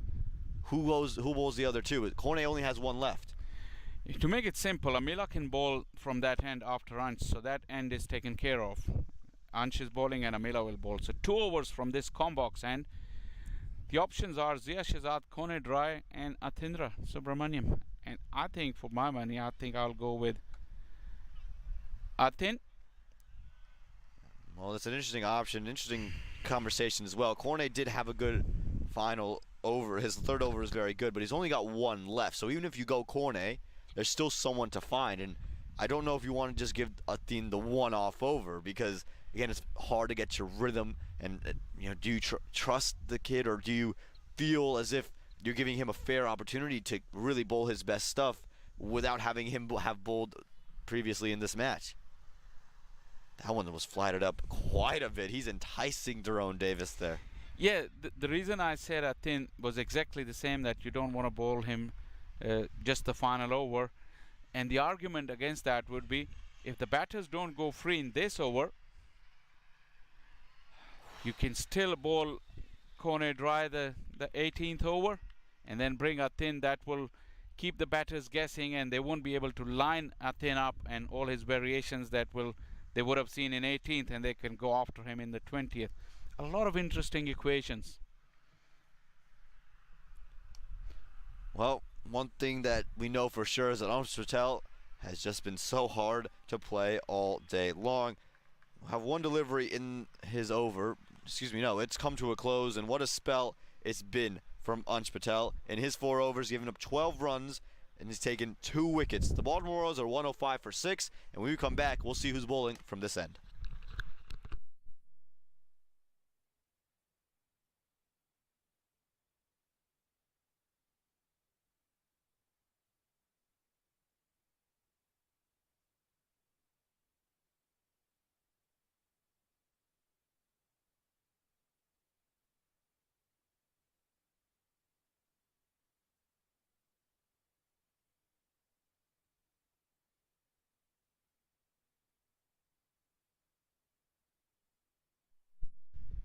Well, we talked about how we have things wrapped up at one end, but maybe not this one. Well, Emil Alponzo's thrown us a curveball. He's going to take the ball from this end, meaning both ends are open. There's 2 overs that will be needed. And just be interesting to see who bowls when. Use of the feet. Well stopped by Emil Alponzo. That was firmly struck. Amila, he's a very, very good fielder as well, especially of his own bowling. We've seen him being very active inside the ring. Good hands. Starts off with a dot. Pulled nicely. Fielders coming around, and just keep it to 1. Yeah, we discussed those options, and Amila has gone completely the other way, so let's see if he can. There's still decisions to be made, although only 2 overs left. So is it going to be Kone, Zia Shehzad, and Athin? Between these 3, he have to find 2 overs. I think the thinking here for Amila is saying, okay, I'm gonna put pressure on these batters now to really force them to try and hit my other bowlers, whether that's Zia, whether that's Cornet, whether that's Athin. Because so far today, this is all that's come off of Amila and Ansh Patel. The odd single here and there, but dots after dot, and now put them under so much pressure where they have to recklessly swing. And you're hoping that's going to lead into your favor and your bowler's favor in the last 2. Exactly, and if a wicket falls, that will go further deep into the order. It's lifted into the offside. Sweep recover very, very square. And unable to get there. It'll be 4 runs, and finally some shackles have broken as Abdullah Malik gets another boundary. That was wide on the offing, because the fielder in the deep is very, very square. Almost deep point instead of deep cover. Had a long way to go, and despite it being a long boundary, couldn't prevent the boundary. Henchard Hamilton is helping Amila with the angles. Now the field has been changed. That sweeper has gone squarer to in front of square, and point has gone back slightly backward a point inside the ring. Goes for the switch hit, and he's cleaned them up. Again, this is what Emil Alponzo has done time and time again. It's quick, it's flat, it's at your toes, not giving the batter any room. Brilliant death bowling from the spinner.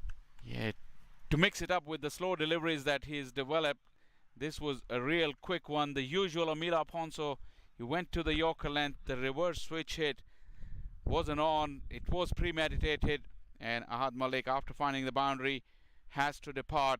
Once again, Atlanta Fire finds the wicket at the right time. Nelson's on the board. Royals 111 for 7.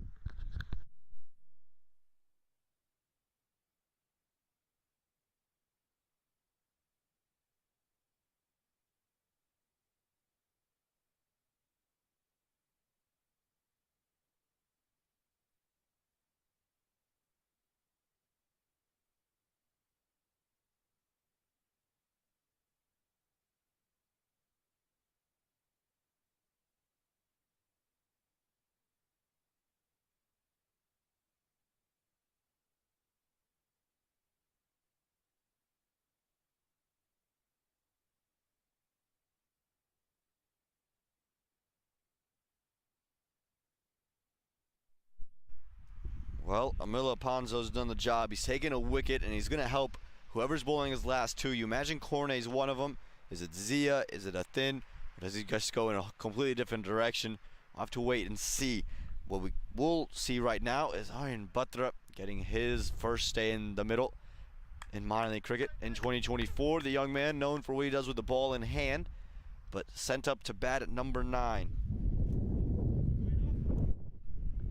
Milo Ponso has once again had a great day with the ball. Butler does well to get off the mark, but he'll start the next over on strike. Maybe not ideal. Want Daron Davis to play the rest of these deliveries. Emilio Ponzo, though, great spell for him. 4 overs, 15 runs, and 3 wickets. 18 gone. It's 112 for 7.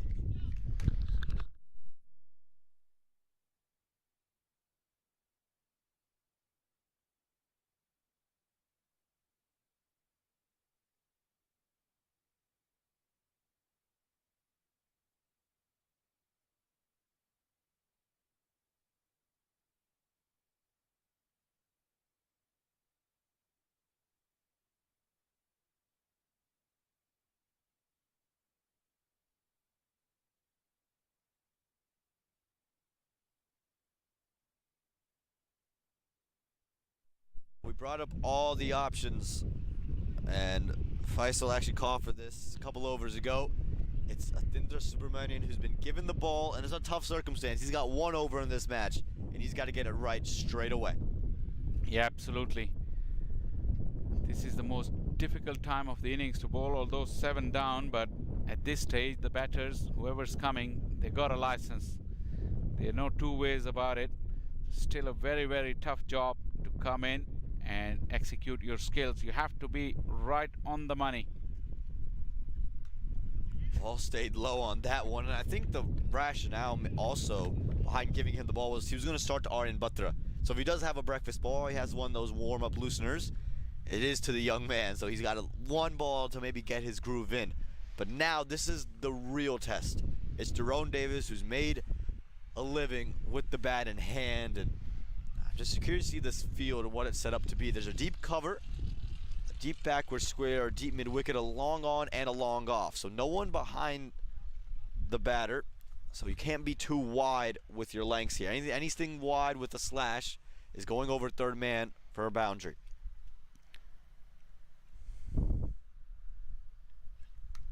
Starts really well. This is good from the young man, but this is a poor throw. There's no need to throw that ball. You're leaking runs there. Athene has bowled so well. He's given up 1. Let it just be 1. Yeah, but you'll also have to tell Athene also, he could have been aware of the situation and going to those stumps as well.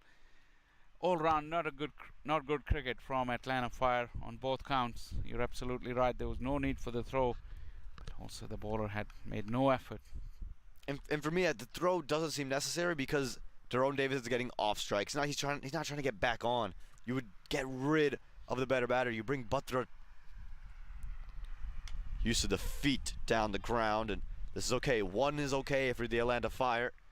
And yes, now this is what you want. You want Butler to face as many deliveries as you can if you're Atlanta. Yeah, spot on. These little things, they do add up.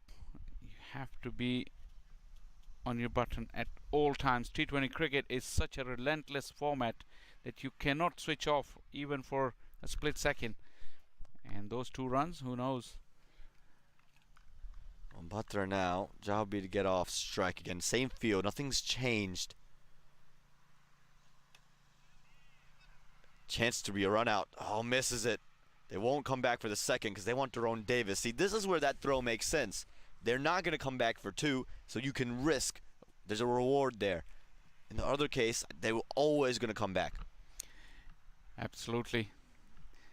And Milo Ponso had a stump and a half to aim at. Generally very, very accurate. He misses on that occasion. And Batra did the right thing as well. He doesn't have any option. He has to get Daron Davis back on strike. Get Davis, he's going to look for a boundary. He has to. Good slower one from Subramanian. They're running hard. Throw needs to go to the keeper's end, but it just kind of sat there between all 3 fielders. It was actually very well played by Davis, and they'll pick up a couple. He couldn't have placed it any better. It went right in between those 3 and just stopped in the middle before any one of them could get there. good skills from Athin. He's really bowled beautifully, not allowing Davis any width or any length to get underneath it or free his arms. So Davis, as a result, had to work really hard for those runs. A couple of runs has given him the strike back with 1 to go from Athin.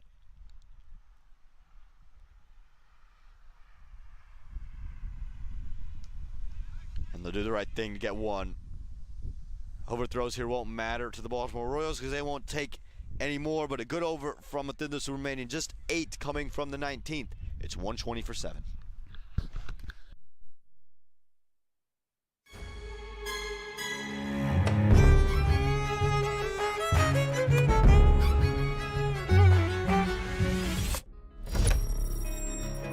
Even the best in the business needs a strategic partner to help them win.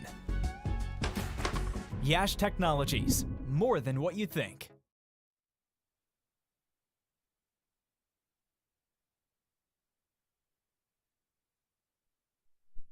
Well, the equation seemed to answer itself.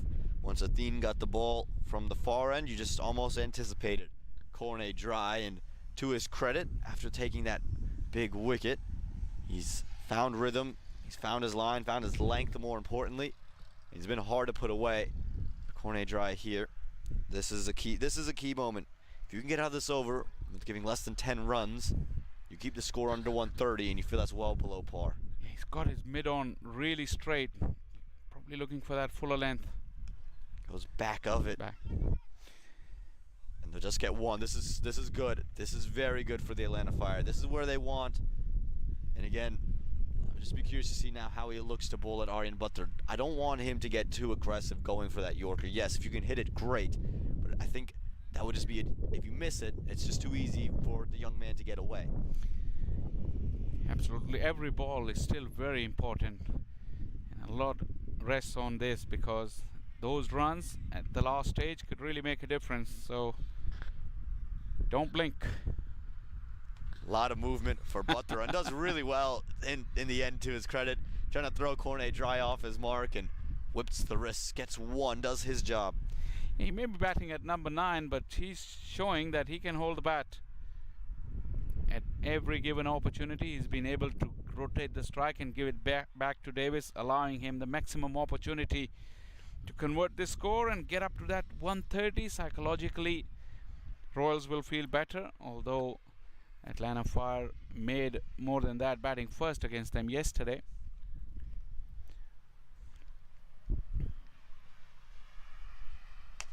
Straight back. Akhtave is there, just be 1. Butler wants 2 and will get it. Throw was wayward. And good running from Aryan Butler. That's heads up. Jerome Davis, I think, was there for the 1, but Butler was quick. He was ready to come back for 2 straight away. And his vigilance in that running made that second run possible. Yeah, the fielding was good. The throw was slightly wider, but it's just 1 run if you look at it. But I think Cornet Dry also didn't get himself into good position to take that throw. No, probably not fair. Taken from the wide line. Butler's going to come back for 2 again. A lot of time to throw. Again, wayward again, but Butler, this is good. Very good from the young man. He understands his role, and he was never not looking for 2, and that's the key here for me. Yeah, absolutely. And the youngster had been put under pressure. This time he went for the keeper's end. The last throw was way too wide. Kone was in great position to pick that throw up. Initially I thought probably Kone was in a good position, but the throw was wide, and youngster has been demoted from that hot spot. And Ambina Ponso has taken his position at long off for the right-hander now. I'll just be curious to see if Jerome Davis uses his crease here and tries to move outside.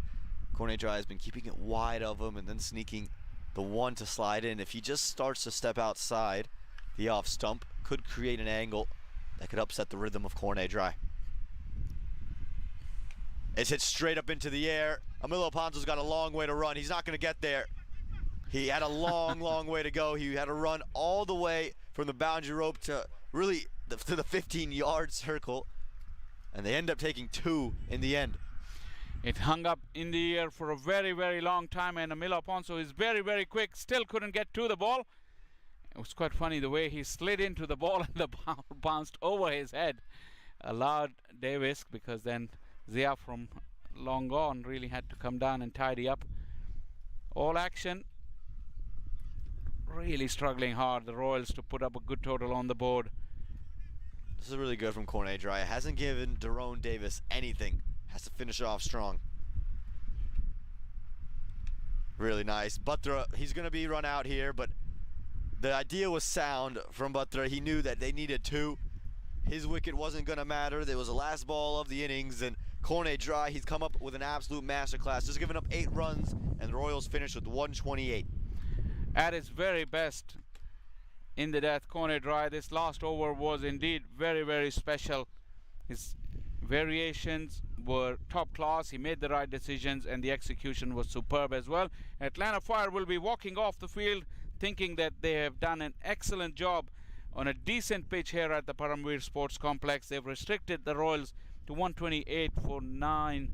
What do you make of that, Aman Patel? Yeah, I think they did a really great job, the Atlanta Fire, especially with the start Obis Pinar got off to. It was just a really good fight back. They never let the Royals back into it, even with that big partnership. Really well done. But guys, don't go anywhere. I know it's Labor Day. Go ahead, get your food, get your drinks, because come back and join us for this second innings on this beautiful Labor Day here at the Paramveer Sports Complex, where the Atlanta Fire don't need 129 to beat the Baltimore Royals. Overs be played. In the air, away from third, and a misfield will cost the Atlanta Fire 4. Really should have been stopped. You'd have to say. This is better, more convincing from Obis Pinar, too full from Cornet Dry, and Pinar. Dry can't find his radar. Short, and really it's Obis Pinar's ability to use the crease that's allowed him to play this one for another 6. Yeah, can't find the radar. Okay. How low has that stayed? It's hit him straight in front, and Pinar can't quite believe it. Slowed it down to Emilio Ponzo, and after all the bounce, Cornet bowled him straight away. Again, not a lot of turn on Akshadeve. It was just angling back in. It came off the bottom end of the bat, and Akshadeve strikes with his very first delivery. Atlanta Fire knocks a couple wickets back to back, and The long off and the deep mid wicket operating in the power play. Goes straight through him. You mentioned it. He's added this delivery, the slower one. He's just enticed Ronak Sharma to go straight down the ground, and all he could do was open up his stumps. In the air, away from the fielder. The release shot goes well and works well for the Baltimore Royals. A good over comes to a close with that 4. And that's an excellent. And helped into the leg side. That's just smart cricket there from Lumba, seeing that there's no one out there in the deep. He's going to help himself. Could be very competitive. The line not there again from Madhiredi. That's just helped into the onside. It's just a little flick off the pads, and again, this time he tried to pull the length back. The last over of the power play. Just like that. That's the best shot that he's hit all day long. Into out, over extra cover. And the experiment with Madhiredi has After gone this over. down the ground, and that's the biggest of them all. He understood what the length was going to be. He used his feet, and he's put it all the way. Reel it back in. This is a sweet strike. Right in the slot from Cornet Dry. And he has traveled the distance again. It's gone in the air. 2 fielders converging. Oh, almost a mix-up, but the catch has been taken. And Atlanta Fire needed that breakthrough. They needed to break the partnership. Kanwarjit Singh, his widget. Who's gone one straight up in the air and taken. This is why Emilio Ponzo was happy to use pace in the last over, because he's got a bowler like Ansh Patel that can come in and create problems, and it'll be the end of Sharab Ladda, who haven't faced a delivery in the middle, and Ansh Patel's bowling it. But Faisal, I'm going to let you, after this delivery, tell us about the new man in the crease. It's Mohammed. I have nothing much to say after this. A tame dismissal from Zaid Alam. He just pushed at it with hard hands. And straight to the fielder. He couldn't believe what he's done, but Ansh Patel really deserved it. He's going to be run out here, but The idea was sound from Butler. He knew that they needed 2. His wicket wasn't going to matter. There was the last ball of the innings, and Cornet dry. He's come up with an absolute masterclass, just giving up 8 runs, and the Royals finished with 128. At its very best in the death corner dry, this last over was in. You're watching the 2024 Minor League Cricket Championship presented by Yash Technologies.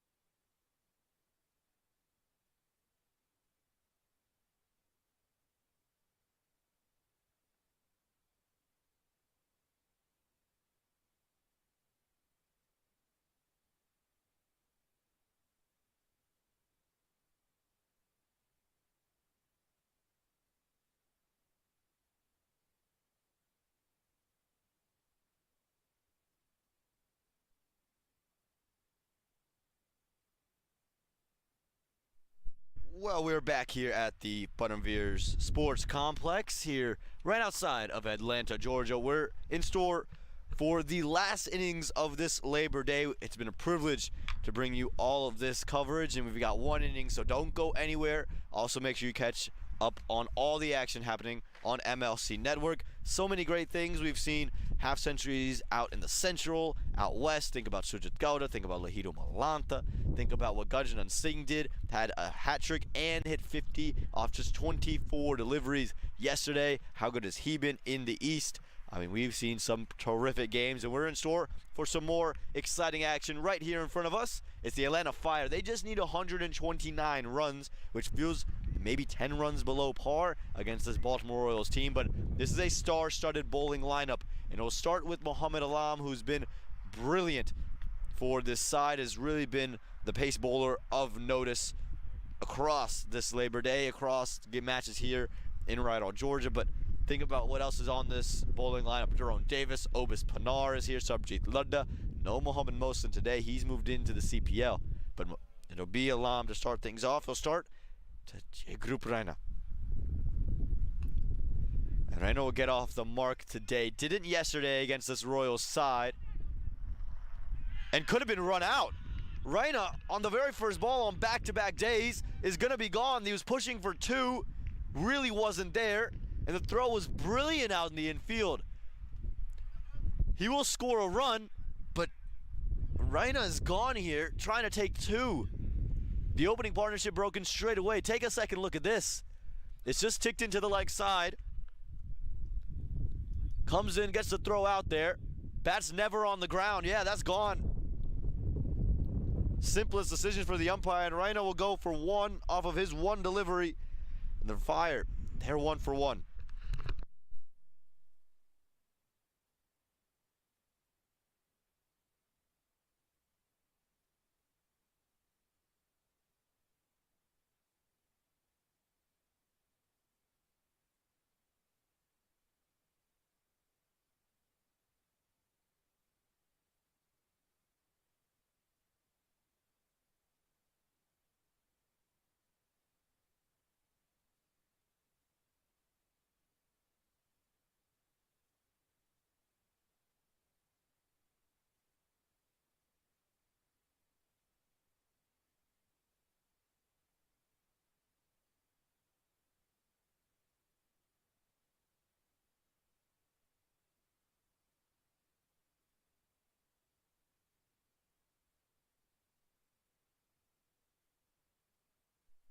Well, the Royals have gotten off to the start they're looking for.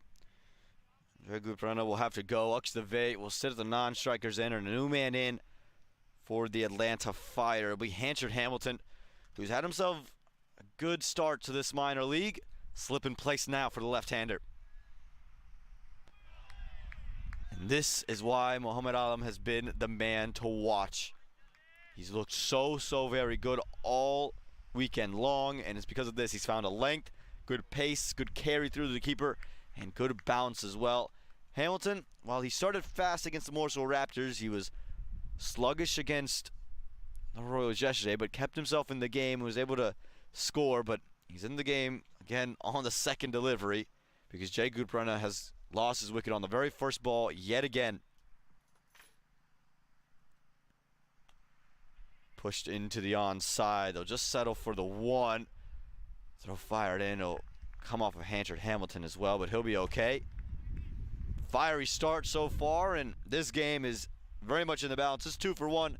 Faisal Shah, we've just seen some incredible action.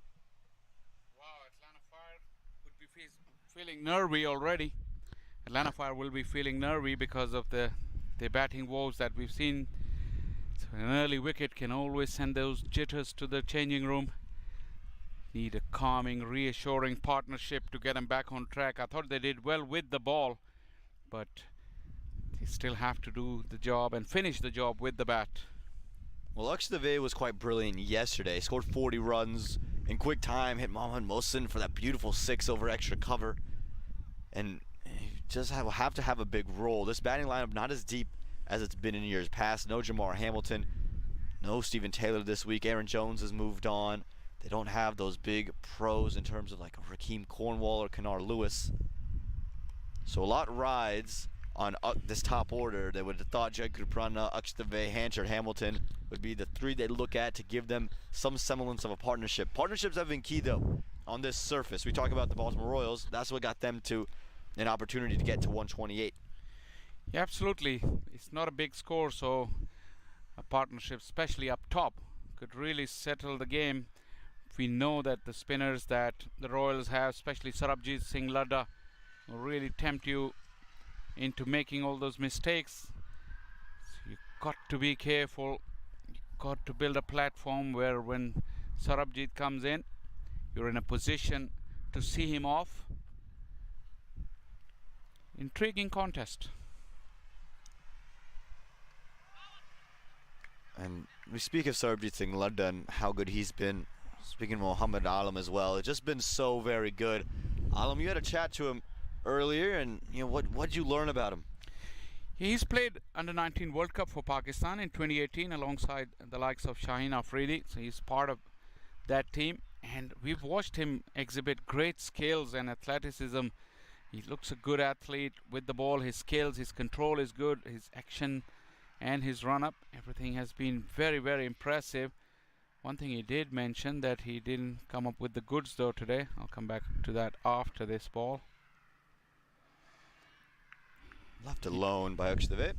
Yeah, he talked highly about his all-round prowess as well, telling that he can bat at the top of the order. When it came today, he couldn't trouble the scorers, but he's been very handy with the ball throughout the weekend. Closes out the first over, and a successful one at that for the Royals. 3 for none.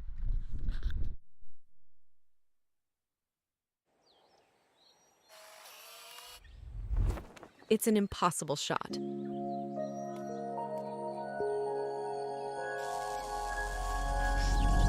Sometimes creativity and innovation are all it takes to achieve the impossible. Yash Technologies, more than what you think.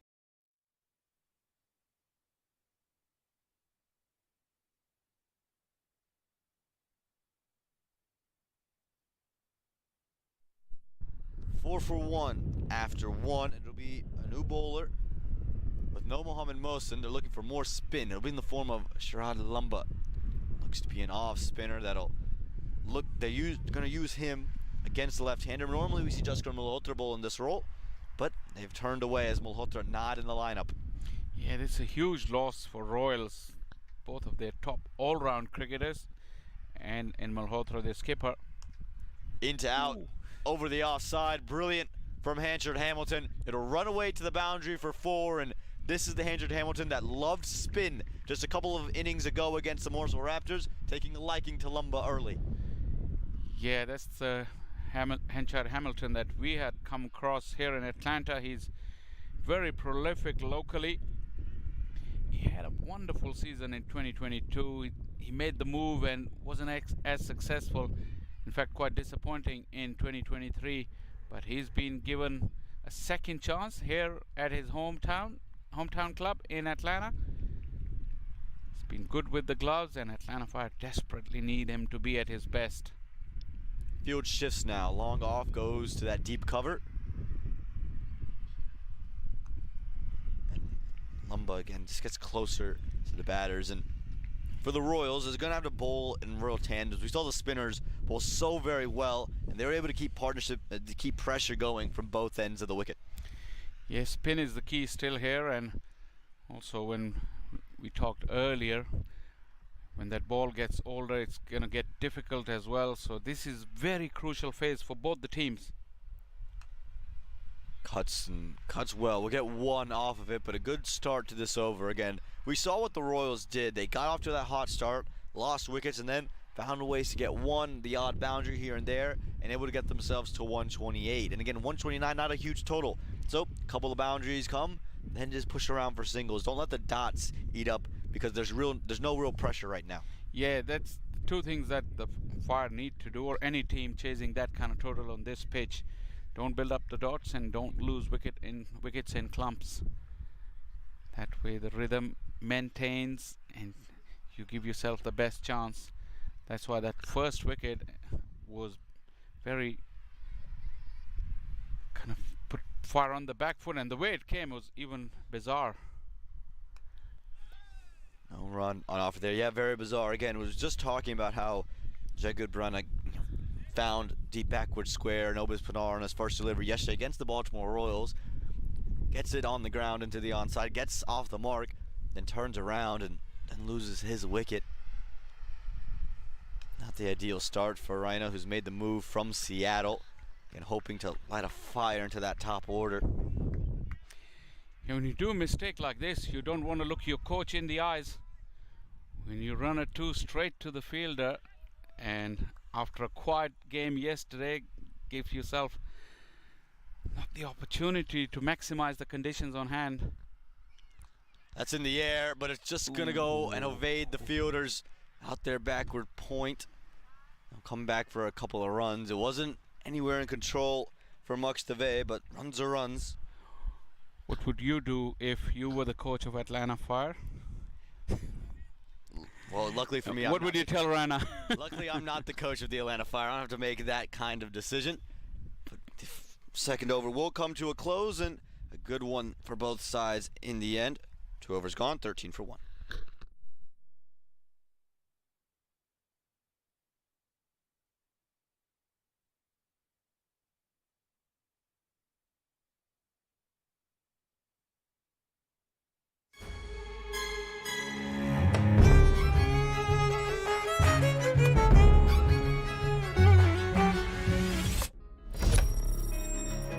Even the best in the business needs a strategic partner to help them win.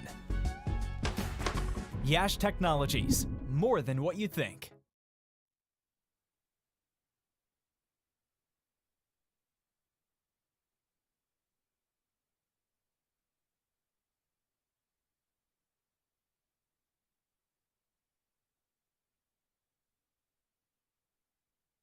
Shout, big shout, the Royals like it. And the umpire's finger stays down. Alam can't quite believe it. Neither can the Baltimore Royals, and they thought they had wicket number 2. They all went up in unison, and Alam ran up all the way through the length of the pitch celebrating, thinking that he'd got his man. And that too, Henchard Hamilton, whose wicket is very important.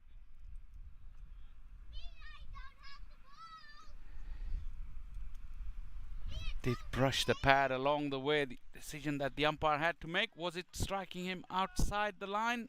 Very marginal. At least from this angle, we cannot make any adjudication from where we are sitting or the camera angles that we've got. But this is why Alam is so good. Even after missing that, he's just on a length. It's just a hint of movement, hint of seam. And it's just so hard for Hamilton to commit to that front foot, especially after a near dismissal. You know, yesterday when we were commentating, we didn't quite know the pedigree of Alam, but we did feel that he has something about him. And now that we know, it doesn't surprise you that he's got such high quality skill. Not express, very measured and very, very in control of whatever he's trying to do. I think that's the big thing. It's just the control in which he's displayed. It's, you know, he's got good enough pace, he's got good bounce, but he hasn't tried to bowl out of his bounds. I think a lot of times when sometimes you're in a good rhythm and batters aren't able to hit you, you try to get one in short, you try to force the Yorker. Alam hasn't been afraid to keep it boring, keep it on a length, and you let the batters make the mistakes. He's understood that T20 cricket is all about forcing dot balls. Again, great areas. He's not a big man, but look at that carry and zip off the wicket. The run-up is just so smooth. There's a lot of power coming through that run-up, and you can see the action. Again, it's not a violent action either. There's not a big whip about him. It's just all great rhythm through the crease. And also that the bite that he gets off the pitch is a testament to his great wrist position. That release is just about perfect. That allows him to move the ball either way without much of a change in action from pretty much similar lines and lengths. Seeing that, they've moved in a slip. Right move, because Royals do need wickets. And that slip has come from cover, so they've opened it up. They're daring Hanchard Hamilton to drive in that region. And get straighter on him. This is good bowling. And this is the kind of bowling the Royals needed after the low score to get an over like this where you've had 4 dot balls. That's the ideal method. Every time you got this middle of the road kind of total, the only way to get their momentum back, or get the upper hand in the game, have a good power play, keep the scoring down, take a couple of wickets, and that goes with the theory that the batting is going to get difficult with the older ball, so that can even up the contest. On the legs there, Hamilton will get a couple of runs and ruin a maiden, but a good over for the Baltimore Royals. Just 2 coming from it. And to close out the 3rd over, the Atlanta Fire are 15 for 1.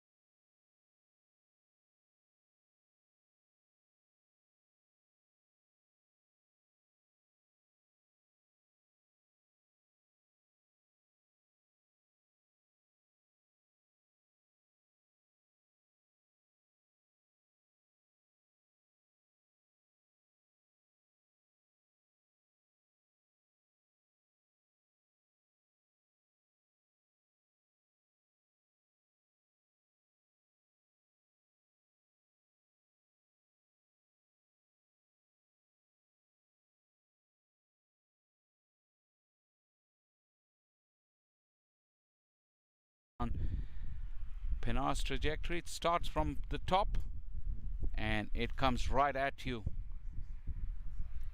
Yeah, it does. And now the question for the left-handed Hanchard Hamilton, who loves to pull and loves to cut. Hopis has to keep his length up. No one in the deep. Yeah, good. Right there. It was quick. It was fired through. Really medium pace from 2 steps. But that's the area and the lengths that Pinar is going to want to attack. It looked like it seamed away or just swung away. Maybe he was holding the seam upright. Can't tell from here. Got a little short, but the width was on offer there. Yeah, he's got variations too. You would be surprised as someone who doesn't, again, bowl all too often in Major League Cricket, but he does have the one that moves away, both in the air and then off the surface. That time on the toes of Hamilton, who digs it away for one. But this is good from the Baltimore Royals. They're allowing pressure to build with the dot balls. When you have a medium score like this, oftentimes it is a sequence of dot balls that can bring you back into the game. Yeah, absolutely. And you have a feeling that Hanchard Hamilton, who's normally a free-flowing batter, is finding things hard at the moment. They're able to just tuck it into the leg side. Will get one. Pinar, he thinks he's spinning a web right now, and it's getting to that point. It's not turning a whole lot, but he's building pressure. 4 overs gone. It's 16 for 1.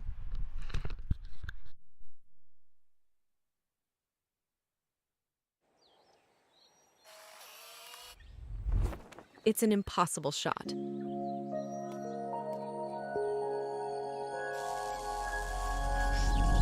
Sometimes creativity and innovation are all it takes to achieve the impossible. Yash Technologies, more than what you think.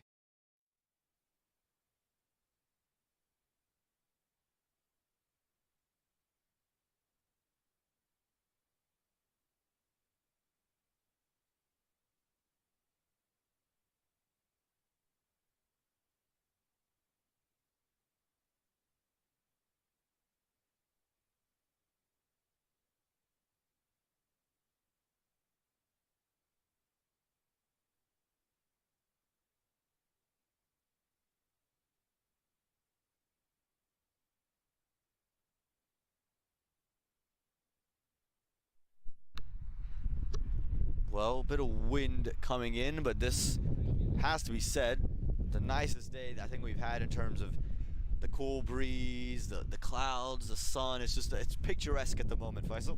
It's 2nd of September. It's just that time of the year. The weather starts to change. Fall in this part of the world is absolutely gorgeous. And today it feels like it's the first sign that we're moving from summer to fall. Just magnificent conditions. Can't ask for better. I can't ask for much better. The Fire would be looking for better, though. They're looking to get some runs on the board. They'll have to do it against Aryan Butler now, who's got the ball from the far end. And again, there's a deep third, but this is an Atlanta Fire unit right now that's just unable to find gaps and find runs. They're still in the power play, and they've just got 16 runs to talk to them. There you go. That's what you needed. It hung up. It just sat up, asked to be hit, and Akstave does the damage at 6 runs. They needed pace on the ball, but Alam was so impressive from the far end. It didn't give him any opportunity, but this was slightly short of a length, and it's set up with no zip off the wicket for Batra as opposed to Alam. That's why Dave was able to capitalize, free his arms, and you see plenty of waving of the arms in the field for the Royals as well. You see fielders running all over. One hit, and a lot has been changing in terms of field placings. Yeah, now a deep mid-wicket brought into place. That third man is no longer there. Probably the right call with Butler's pace. He takes things off, and now it's going to be packed in the leg side. It's really straight deep mid-wicket and a deep backward square. So, again, you can expect Butler to attack the legs, but he's got to be fuller. Anything back of a length or shorter than that, it's just really sat up, especially when you try to go cutter or slower. Straying down the leg side. Butler's got to find his line and his lengths here. Absolutely, one hit will put you under pressure, especially at the beginning of the over, so it's going to be a long over for Batra. See how Dave and Hamilton capitalize on that. They will have the opportunity to catch up with some ground that they lost in the first 4 overs, you would think. Yeah, again, this is the over to target. You've been doing a lot of spin, some great pace. Butler's the young man just trying to acclimate himself at this level. They'll get one there. And I actually like this part of Akshtave's game a lot. You see him tend to just be able to find his boundary and push gaps for one. He doesn't struggle to find a gap, and he keeps the strike rotating, keeps the scoreboard ticking. And for a Fire team that maybe missing some of those big hitters from the past, he's kind of a perfect addition. Yeah, absolutely. Having got the 6 away, I mean, one also have to remember 128 is not very daunting, so you don't have to go crazy chasing that, but you still have to keep enough intent to keep the bowling and fielding side under pressure. Hamilton looking around, surveying the field towards his onside. Anything short, and with his fast hands, you can forget about it if you're Batra. Got to be spot on with his lines and lengths. Doesn't want to give him width on the offside as well. Yeah, better that. The length was better. Probably wants to get a touch closer to Hamilton, but the breeze is blowing into Hamilton's leg side, so there's something to watch for. And I think if you're Hamilton, you can almost force the issue by stepping over. Just give yourself that opportunity to access that with the wind. Yeah, he's had a look. Generally, we don't see the shoulder arm leaves in T20, but Hamilton was prepared to do that. With the wind is his option. That's why you see that line was slightly towards fourth stump from Batra. Anything middle and leg will go. Well, it's in the air. Cries of catch it, but no one's going to catch it on this field. That's gone all the way. It's gone for 6. We talked about it. Don't be short and don't let Hamilton access the leg side. Batra does both, and Hamilton does the rest. And that's one of the strengths for Henchard Hamilton. The pull shot picked up the length. It really set up. Batra is not express, but with Hamilton's bat speed, he really came down hard on it, and it was not going to stay in the field of play. So this over is becoming a big one now. 2 sixes already. The youngster will be feeling the heat. Yeah, just changed everything that's made this over and this innings really special. This is good also. It's the oldest trick in the book. This hit this boundary, get yourself off strike, and keep yourself going in your innings. We're done.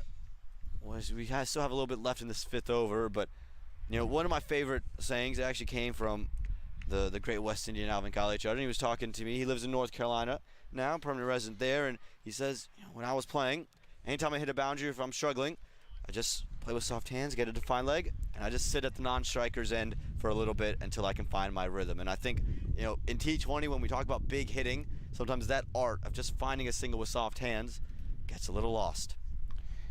And some of the basics of the game will never change, no matter how the game evolves. As this one has been put in the gap, and the running has been superb. Batra was really quick, charging down to get to the striker's end, and a very, very expensive over has come to an end. 16 of the over. 5 overs done and dusted. Atlanta Fire's run chase is back on track.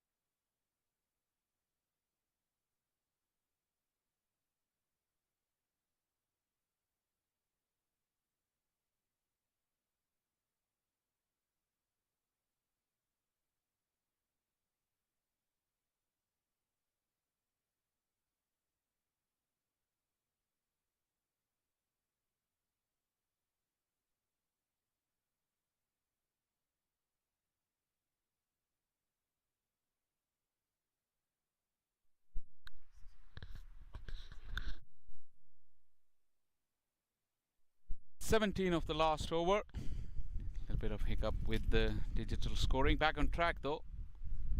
Fire 33 for 1. Yeah, and we see here that the Atlanta Fire, they need less than 100 runs, and it's Lumba to come in, and what the Royals need is another wicket. I think one of the real differences was that the Royals started to lose wickets in clumps. They lost the early stint of 3 wickets, and then they had that partnership and then lost 3 consecutive. I think they need to do something similar here. They got to find ways to pile on wickets on top of wickets. That's exactly what they need to do. Only wickets will do for them. Hamilton. It's a single. The wicketkeeper didn't get the ball. I thought the throw came at the wrong end because the way is very quick. Hamilton was off the back foot. It took him a lot of time to get going. I reckon the V's out on this if the keeper collects it. I don't think he got the bat down by the time it came out of the gloves of the wicket keeper. It was thrown very, very firm. And take a second look. You see he gets pushed into the offside. The throw comes in. Yeah, I reckon Akshitave is gone there. I think he's been given a life with Malik not able to collect that one. It was thrown low to the ground, but at this level, you've got to be able to turn that one around. You're absolutely right.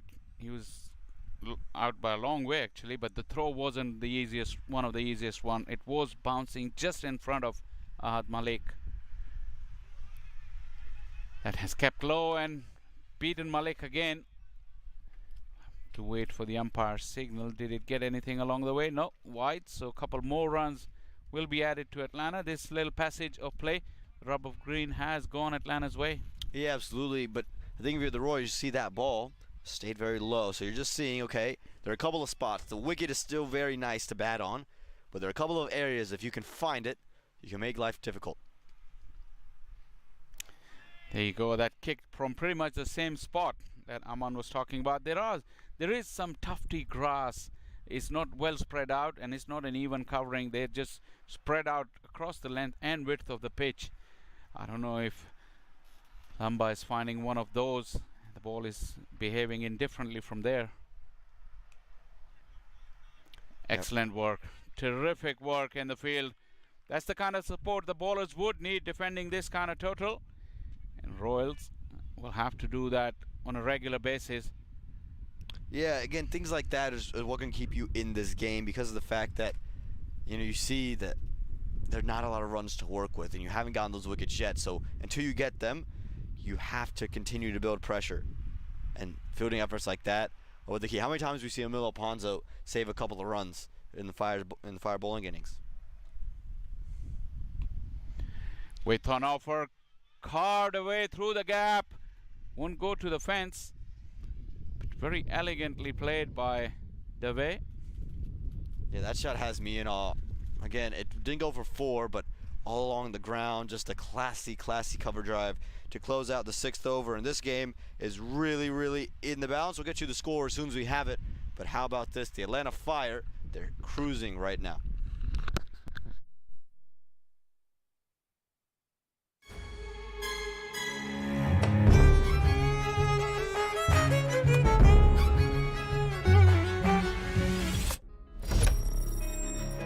Even the best in the business needs a strategic partner to help them win. Yash Technologies, more than what you think.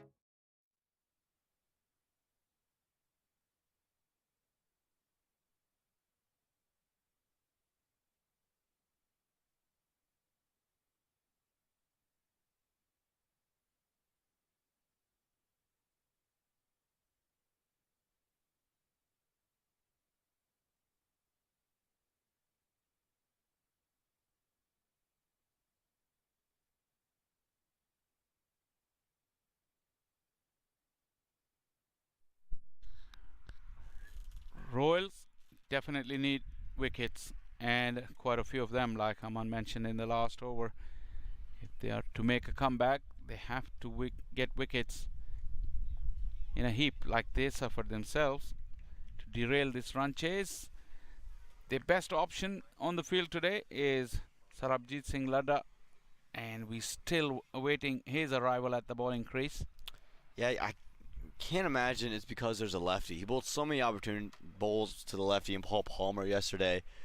Even if the lefty's there, that matchup is still, I think, in my favor if I have Ludda. Instead, the captain, he's gone with himself, Ravinder Singh Mehra. He's decided to turn his arm with his off spin. And again, this team is full of these off spinners. They come in, they bowl these off spinners, and you know, for this team, you're missing a couple of big bowling options, especially in Mohammad Mohsin. His overs would have come real heavy here. Yeah, these matchups sometimes they get overworked. Your best bowler is your best bowler, regardless of left-handers or right-handers.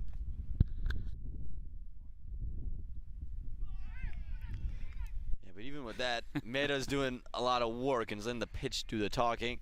You see those little appeals too. The Royals are searching for it too. They know they need a wicket, and you can just see a little bit of desperation here. But a string of dots could really add pressure. They've had a quiet over in the previous. 2 dots to start this one. Hanchard Hamilton once again, soft hands, a little fumble, allows Tawai to get in. If we've been talking about this phase of the game with over number 7 to 14, when the ball gets softer, the power play is done, the fields can be relieved, and we had built that theory that it was difficult, which was obviously validated when we had a little chat with Paul Palmer, and he agreed. Is that the phase now? You can stifle the run scoring, and that will bring you wickets as well, and a way to come back into the game. Yeah, I think the problem for the Fire is in this phase that they haven't done a lot of run scoring up until this point.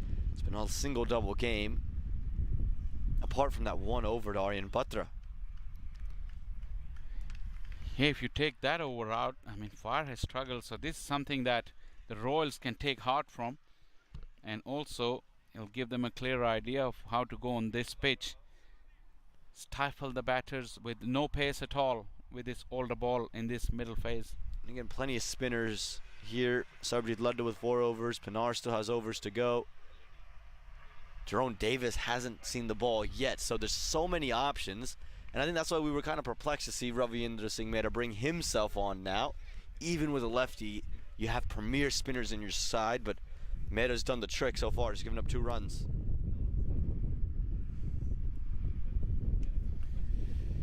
Hamilton generally doesn't miss on those pull strokes. This time couldn't time it, finds the fielder, and a good one from Mehra has come to an end. Atlanta Fire progressing steadily, 41 for 1.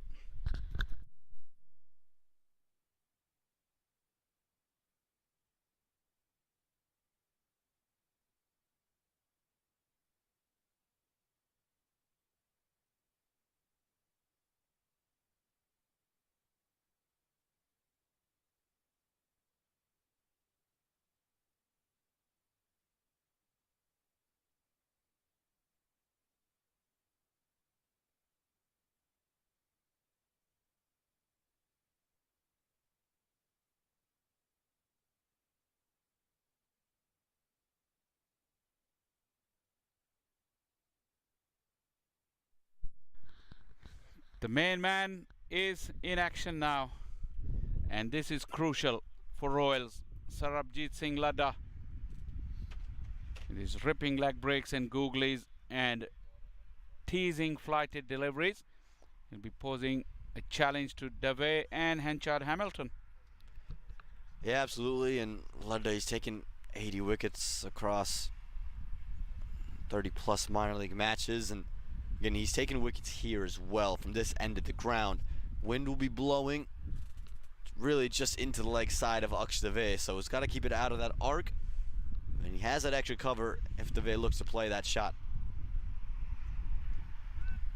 Starts off with his flighted delivery, almost yorked Dave. Yeah, he would like to throw that ball outside the off stump and tempt the batters to play across the line. Although we've seen Dave with his long reach can hit the ball over extra cover as well.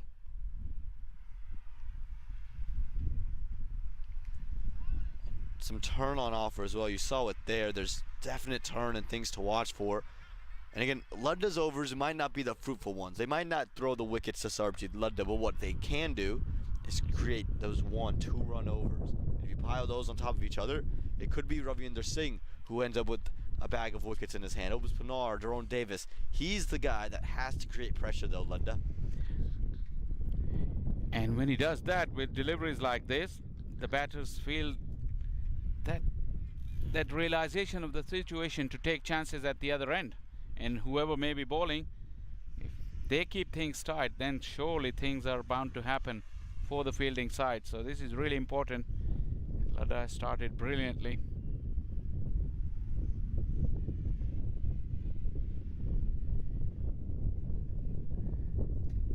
Chance. Oh, the throw was wide and high.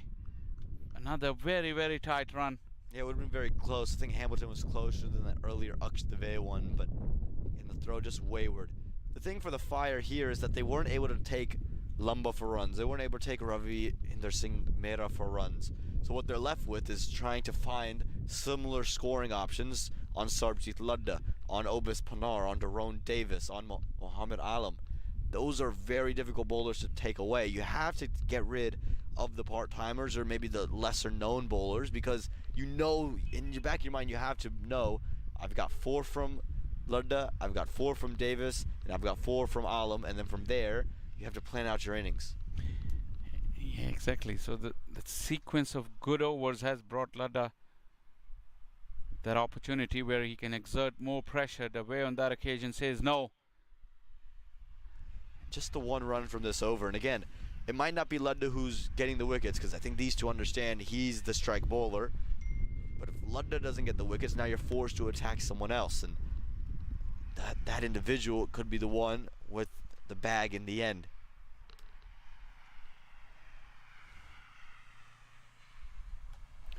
Hamilton prepared to stay back, and this is a terrific start from Sarabjit Singh Ladda. Just one of his over. Atlanta Fire after 8, 42 for 1.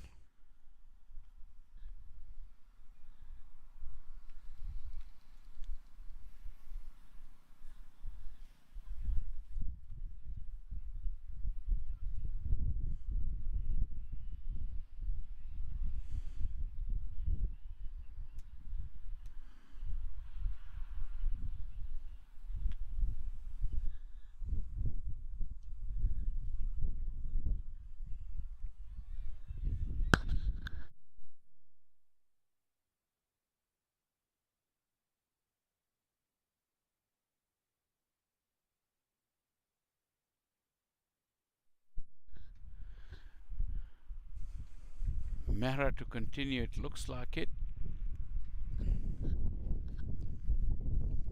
Yeah, and again, interesting passage to play, because you're just wondering when or if we'll see pace before Alam comes back. You imagine at the death of this innings, do you think it's just spin on the ball until we reach him?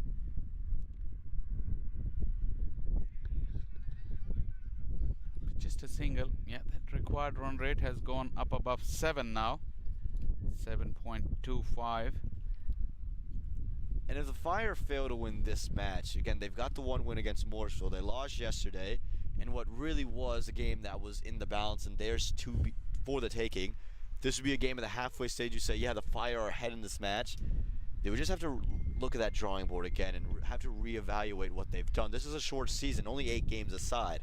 So if you start 1 and 2 in your first 3, you could be in for a bit of trouble. The Royals are trying to avoid that same feat. They lost their day 1. They beat the Fire. And now looking to go up 2-1 in the South. So this is where all this comes to play. And if you're also the Fire, you don't want to be below the net run rate either. You want to keep yourself in it.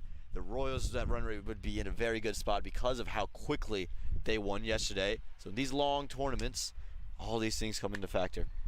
They do, and especially for Fire to be down 2 at their home. As we watch this one, caught it along, got underneath it, away with his long levers, sends Mehra over the top. And this is what's needed. Again, Sarabjit Ludda's operating at one end. You know he's got 3 more overs where you probably aren't going to get a boundary off of it. You have to attack other bowlers, and that's what he's seen in Ravinder Singh Mehra. He's gone full finally, and he's used his length. Has Akshdev. He's got so much power down the ground. He utilizes it, and again, this is a situational awareness that is needed from these Fire batters. Have to take on Ravi. Slightly shorter, pulled the length back. But you see the intent there straight away, right, from Akshdev. He was looking to prod forward, got back, and looking to play it into the onside. He's looking to score runs. And again, while you don't need a boundary off every delivery, you need now 7 runs and over. So where can you get it? You get the one boundary, makes your life easier. If not, a single has to come off every ball. That one big hit as a batter is surprising how it springs you into action. All your movements gets quicker, your anticipation, you're picking up the line and length. All positive energy flows through you, and that is what exactly happened to Dave. He hit the big shot, the nerves would have eased, the tension released. Probably Hamilton needs that kind of a big hit as well to get his innings going. Good comeback from Mehra after getting hit for that 6.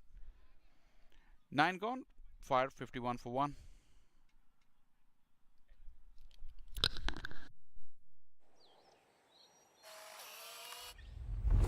It's an impossible shot.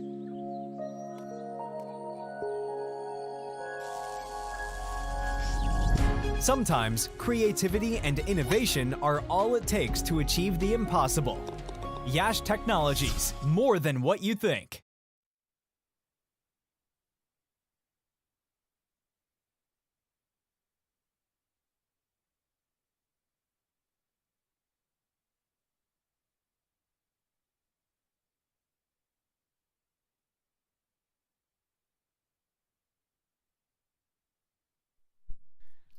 just the 1 over for Sarabjit.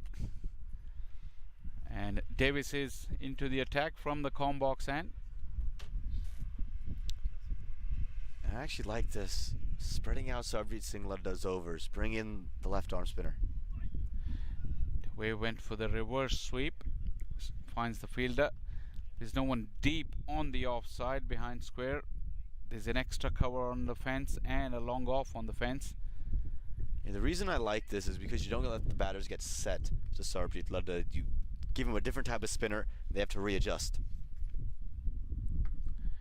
Especially if a wicket falls and a new man is in, Sarabjit, the way he teases the batters with his flight, it really can be a tough challenge for the new batter. And you also put these batters in a position where they have to score runs if you save them later in the innings, if you're able to build this kind of pressure. Right, and that would result to wickets and forcing shots that maybe aren't there. You've seen the batters very comfortable against Ladda to just play him away, but if that run rate starts to creep up towards 10, now they have to look big. Finally, on the third attempt, Dave has found the gap and got himself off strike. Left-handed Hamilton against the left armour Davis. A better matchup for the Fire, you would think. Yeah, but what Tyrone Davis does really well is he doesn't allow batters to free their arms. He darts it in. He just doesn't allow you to get under the ball. And so for Hanchard Hamilton, who would be looking for that big shot, we saw Akshitave get his. Hanchard would be craving one of his own. He's got to make sure he doesn't throw the wicket away as well. This is an intriguing matchup because it could very well go in the favor of the Fire with the ball coming back in. But you never know. Terrific delivery. A fizzing, turning delivery from Davis at pace. Hamilton got caught in between. Couldn't come forward, neither go back. That was the deception from Davis. Shouting big is Davis, but umpire Gilani quickly refuses the appeal, and Davis will complete the over. An excellent one nonetheless. Just a single off it at the halfway stage. Fire 52 for 1.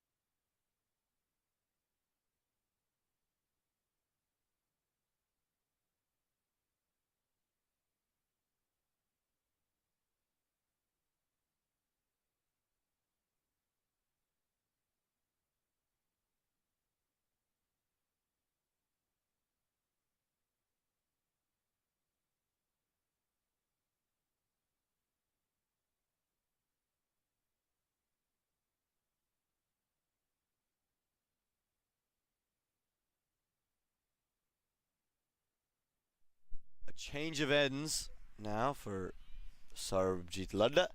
He wanted a ball from the far end of the ground, but he's taking wickets all weekend long. And Akshitave will get off strike straight away. What do you reckon is the reason he wanted to switch ends?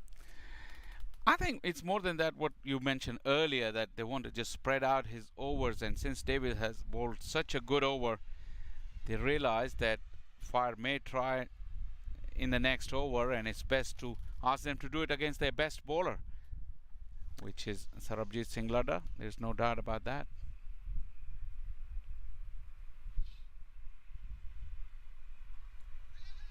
Yeah, I absolutely agree. I think because of the fact that you are building pressure, you're just, the thought process I think from Ravinder Singh would just be, okay, there's an opportunity where they're going to play a reckless shot, a loose shot, especially Hanchard Hamilton, who just hasn't been able to get anything out of the middle of the bat since early in this innings.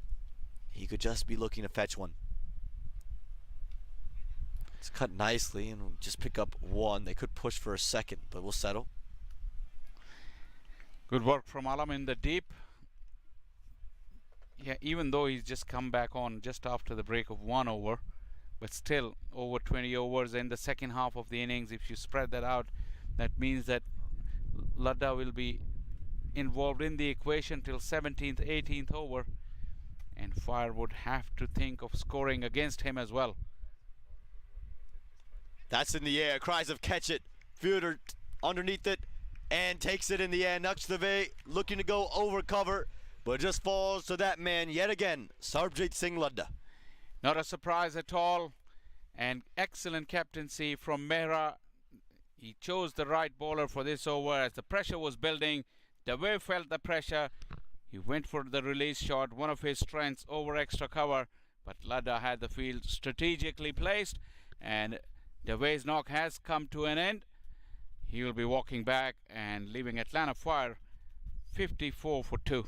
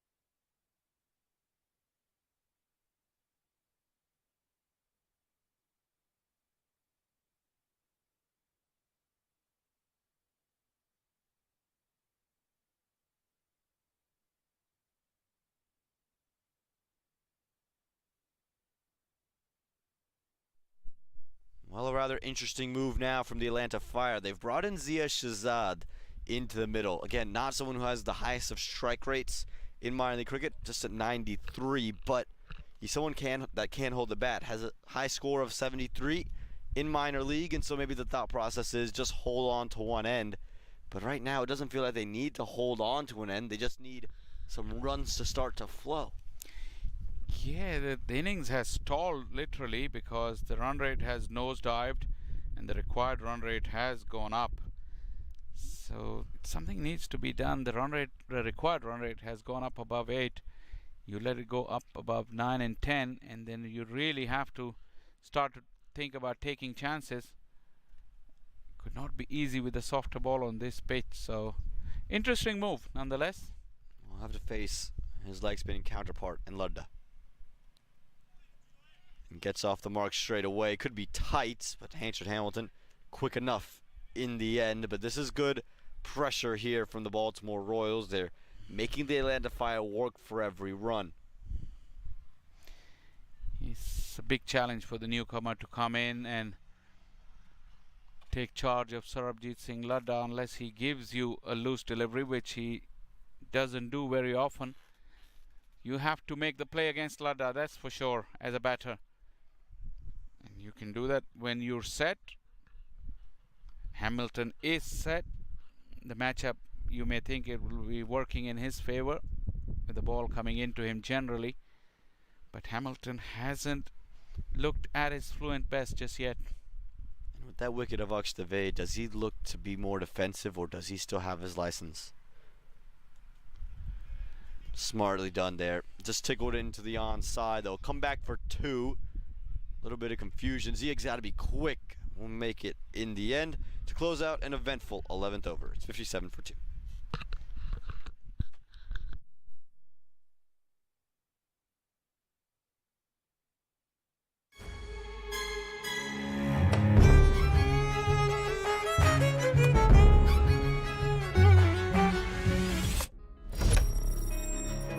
Even the best in the business needs a strategic partner to help them win. Yash Technologies, more than what you think.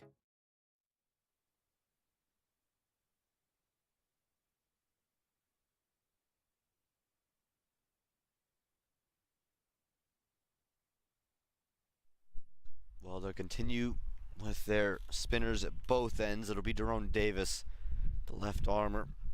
And he'll start with Zia Shahzad on strike. And the field spread out here. No one deep covers, long off, long on, deep mid wicket, and a deep backward square. So, again, There's gaps aplenty on the onside, but you just are going to have to play across the line to try to access them. Atlanta Fire cannot afford many more dot balls.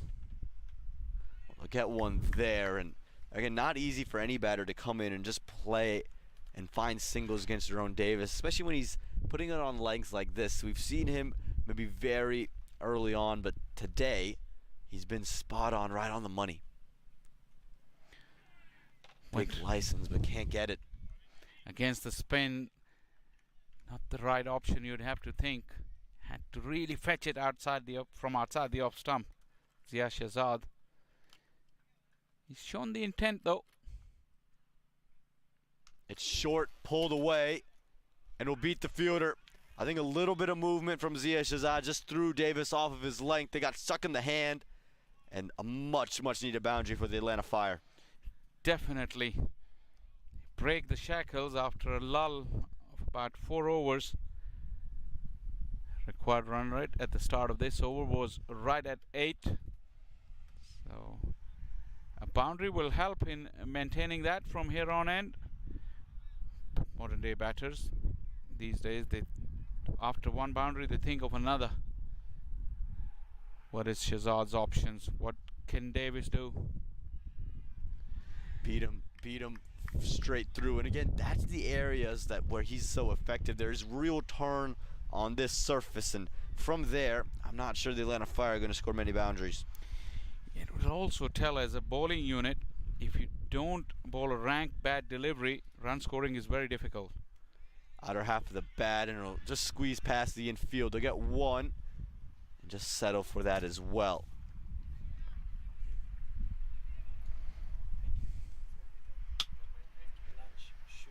So Jerome Davis has looked good, and Zia Shahzad, though, you must be said, he's done the job he was sent out to do in the sense of find a boundary. He's shown real intent. He's gotten the run scoring going, and I think it just comes from that veteran mindset that he has. Absolutely, and now it's up to Hamilton as well to just chip in. Looks like he's set his stall to bat through the innings, Hamilton. Thought about coming back for 2, but won't be able to do it. Really good here from the Atlanta Fire. That boundary, again, just makes this over look so much better. Just a couple of singles, but you're talking about 6 runs. 6 runs in the over so far. And that'll close out the 12th over as well. 63 for 2.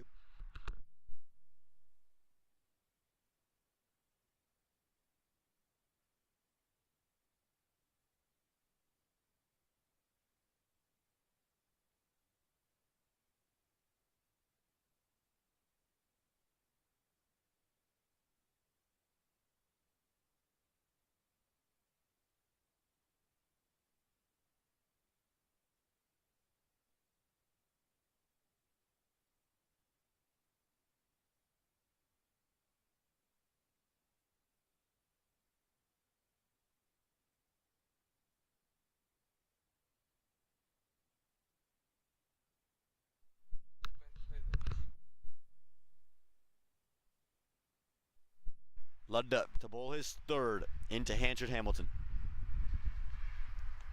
Hamilton, you can see the intent now. He wants to go after it. They want to come back for 2. Send it back. Good throw. Zia Shahzad very nearly was stranded halfway down.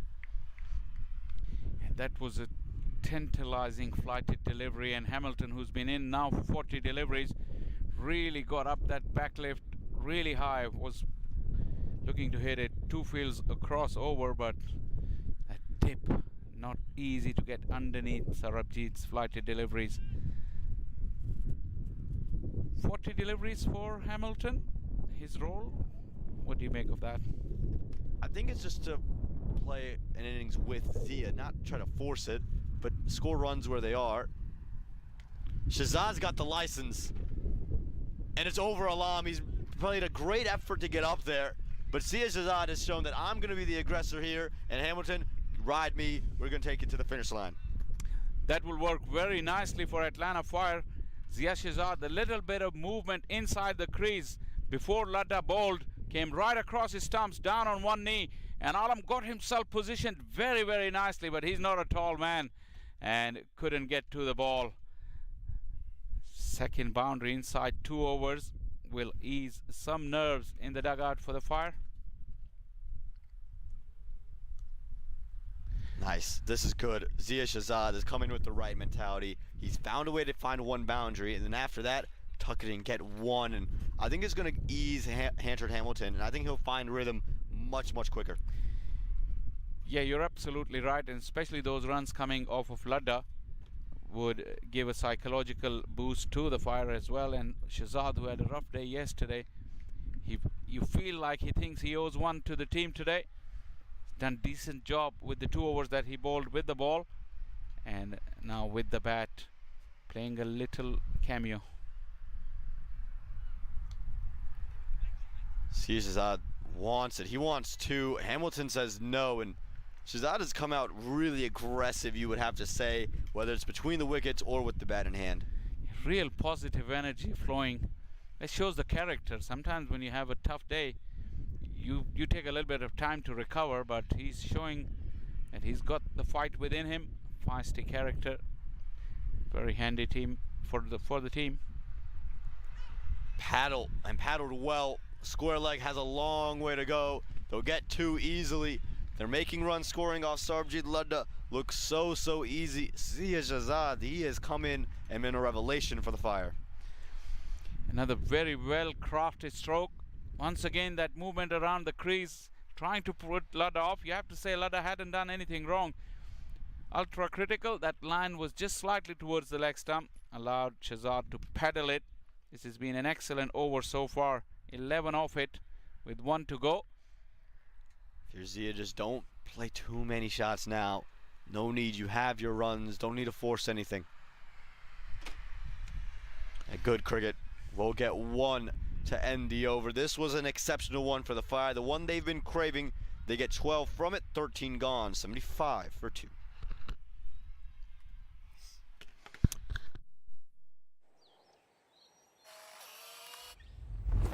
It's an impossible shot.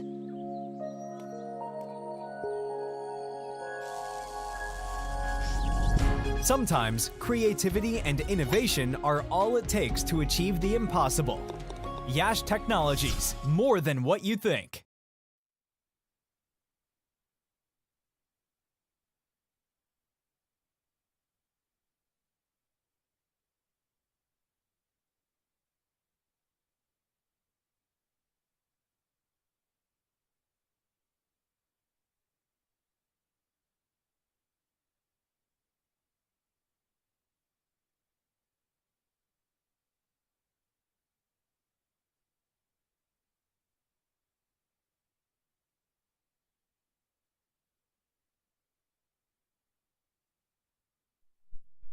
Big congregation there in the middle of your screen from the Baltimore Royals.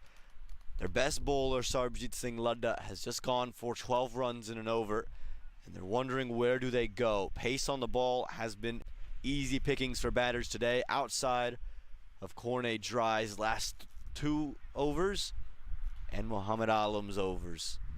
Other than that, it's been very easy to play. They're going to go with Tyrone Davis and leave him with 1. And now the options are going to be very, very crucial here. We've seen the use of 6 bowlers already. And Ladda's got 1 more left and still plenty of overs to go.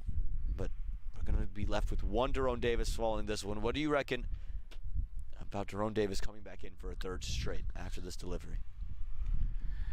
Generally, we've seen as we watch Shahzad clatter one into the onside. Looking for the second. The throw is a long one to the striker end. And he gets in quickly. He's very quick between the wickets. Generally, we've seen, Aman, that the bowlers who's continued beyond 2 overs to the 3rd and 4th, they get lined up by the batters. Sometimes the over number 3 has proved really expensive one. That will be the challenge for Davis. Yeah, and the intent from Zia Shahzad has been that of trying to score. How about this, though? He's looking to open things up. And maybe just a bit of a commentator's curse there, because he's just lined everything up. Tyrone Davis angling it in, has just cannoned over, opened those stumps. And Zia Shahzad, the man who was looking so ripe in touch, has to walk. What do we know about this beautiful sport? The greatest uncertainties here. Shehzad, who was looking good, really a nothing delivery if you have a look at it. He's trying to manufacture something. Davis had slowed it down.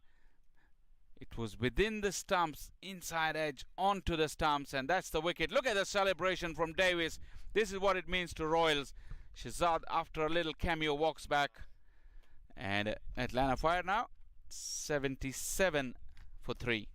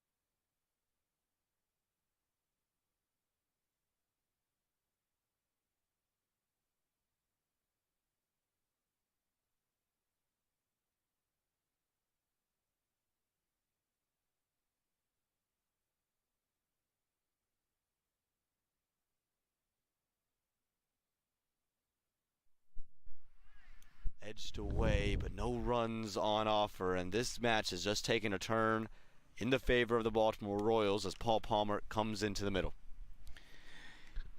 He will have a tough challenge against this slow-paced and a softer ball. That is for sure, but Hamilton is on the other end. Now his role becomes even more important. Davis liked it, but I think there was plenty of bat on the way through. They'll pick up a couple of runs, and Paul Palmer would have experienced coming in at the end, trying to score runs. And again, it's not a lot of runs to go get, just 50 odd to go and score for the Fire, and they have just above 6 overs to do it. So plenty of time here for the Fire. They just need to find ways to score that 1, that 2 off every delivery.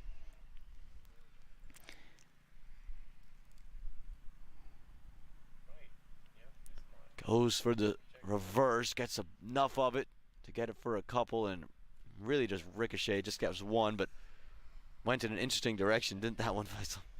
Yeah, it did. He was looking to hit it a lot squarer. It was a squeeze off the glove behind the keeper. Yeah, at the start of the over, we're talking about how Davis can get lined up and get carted away because he's bowling 3rd in a row.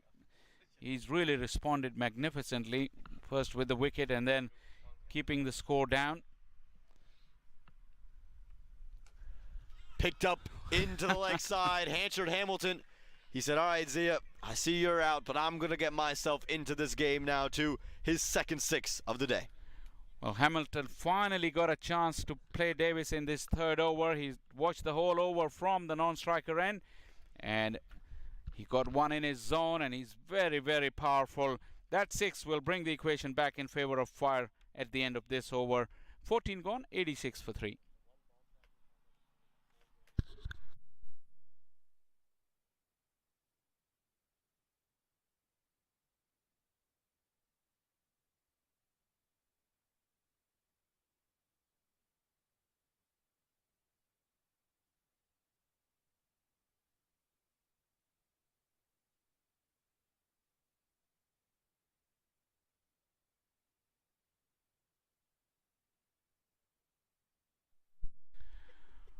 Well, Hamilton hit a 6 of the last delivery.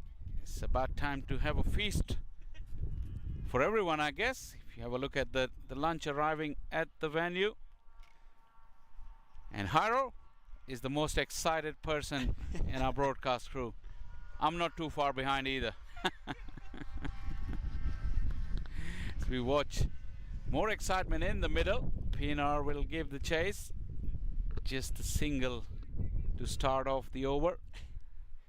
Well, this is the last game of this brilliant Labor Day weekend of minor league cricket, so everyone's got to make their treks back to their place of residence. So here's some food for the road, but each team would like to have the winning feeling, that winning taste in their mouth as they drive or make their flights home, however they choose to get back to wherever they need to go.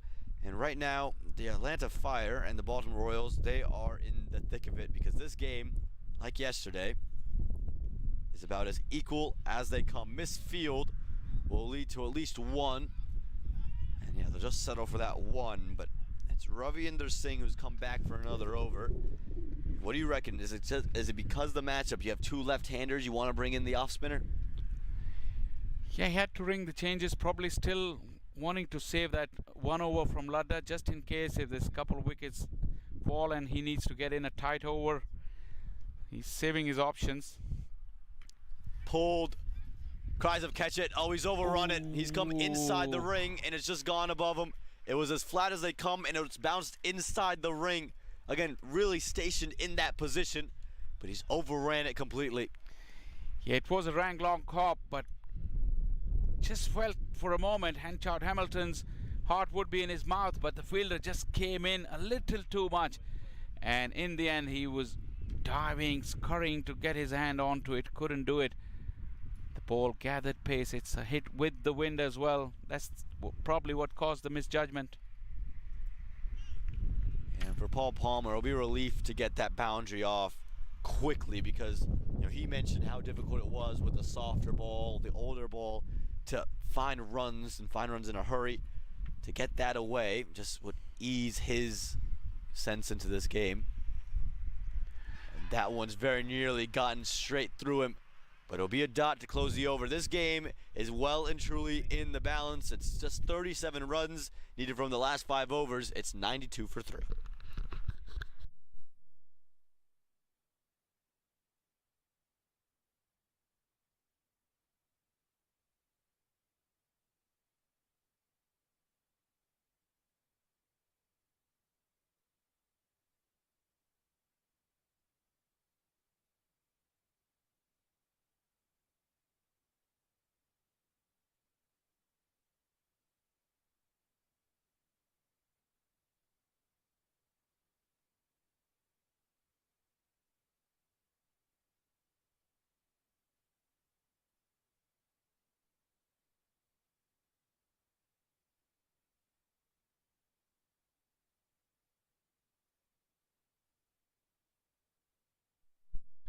Into the final stretch, and this has been the pattern throughout this weekend. Other than the one game, we have had absolutely close finishes throughout, and if Royals can find a wicket or two right now, this can easily go right down to the wire. Yeah, you mentioned the Royals, a wicket or two would get things close, and with the Fire only needing 37 runs in 5 overs, it would make things really interesting if the Fire could get a couple of boundaries quickly now, or just change this equation. Again, the stage, these next 2 overs could prove really crucial, and that's why I think the skipper's gone to Mohammad Alam, who's been so good this entire tournament, and especially today. 2 overs, 5 runs, hasn't gotten a wicket, but so hard to put away. Absolutely, he's shown great skills and great character, and he would need all of that, because he's got Hamilton, who's well set. Palmer is very good against pace as well. This is a crucial move, but you can make sense why Mehra had to bring him in. Yeah, 100%. Again, Alam's got to keep that length going as well. With that softer, harder ball, it will get hard to kind of hit him on the up, down the ground. Just doesn't need to get too carried away with variations or trying to bowl Yorkers or wide Yorkers. I think his line and his length are still very difficult even in these situations.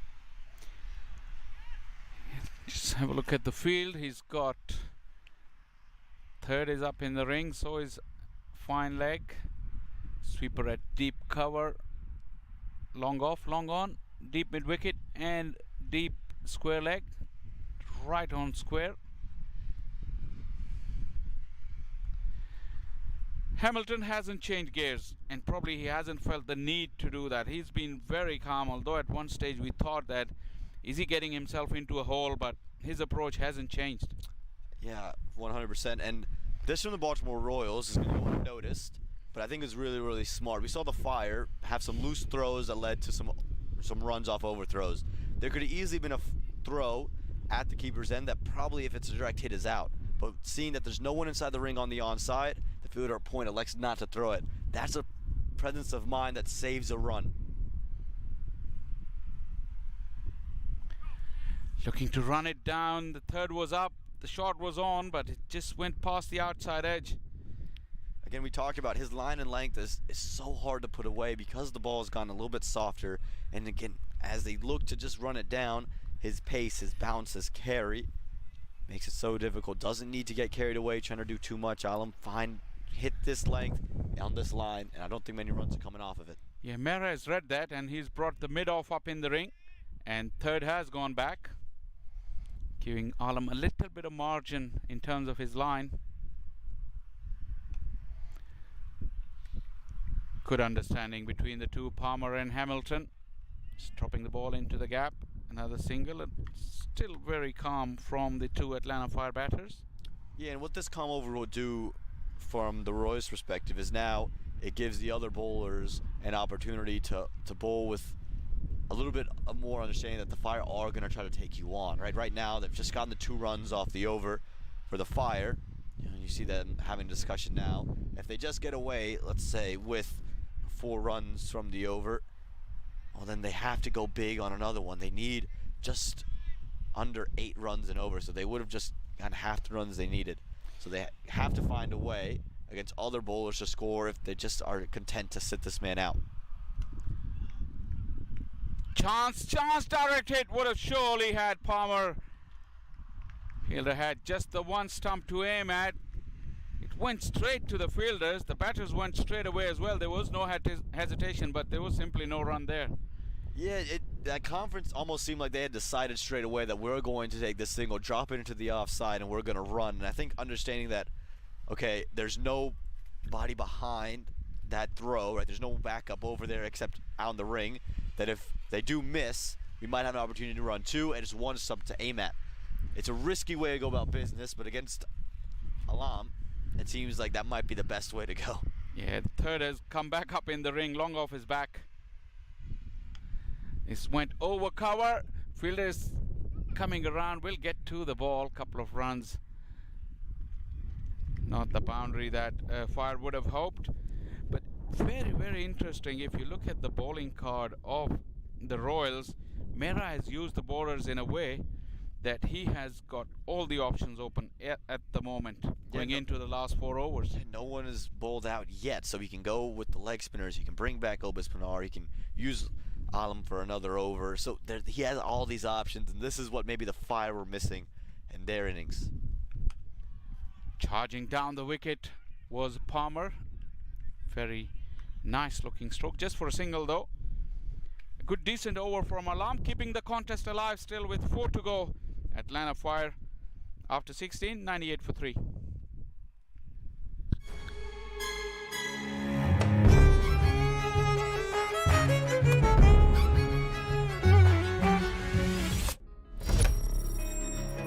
Even the best in the business needs a strategic partner to help them win.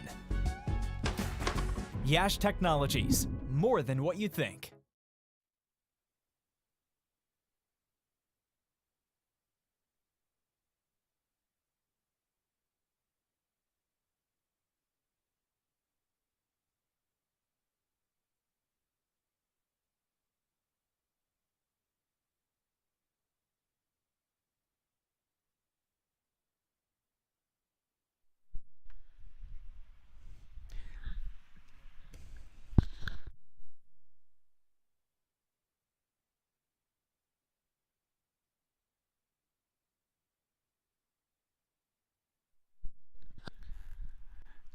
Sarabjit Singh Ladha has been given the ball again.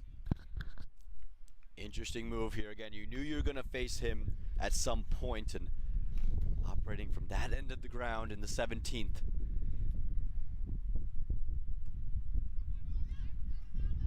And the move makes sense for me because of the fact that Alam has just put so much pressure on these batters. Now, they got 5 runs from that previous over. Now you're feeling as if you have to take on this next bowler. And then you see it's Sarbjit Singh Ladda. So I'm interested to see the mindset now from the Fire, knowing you have one Alam over remaining. He'll bowl the 18th most likely, and then 2 overs will come from other bowlers. Really impressed with Mehra though. He's used his resources brilliantly. That was wide, going further away, and the umpire has called it as such. Yeah, Mehra has really handled his bowling lineup brilliantly. He's made the changes when needed. He's left himself with plenty of options going into the final overs. I mean, 128 was never a big total on this pitch, but he's given himself the best chance possible. Big grunt from Sarabjit Singh Ladda that we've come accustomed to. But Hamilton, he's really unflustered. Yeah, and I like this. This is the experience from the Atlanta Fire. These two batters have played a lot of cricket, kind of all over, and they understand what's at stake here. They understand that this is not the over we need to be super aggressive. If it's there to hit, hit it.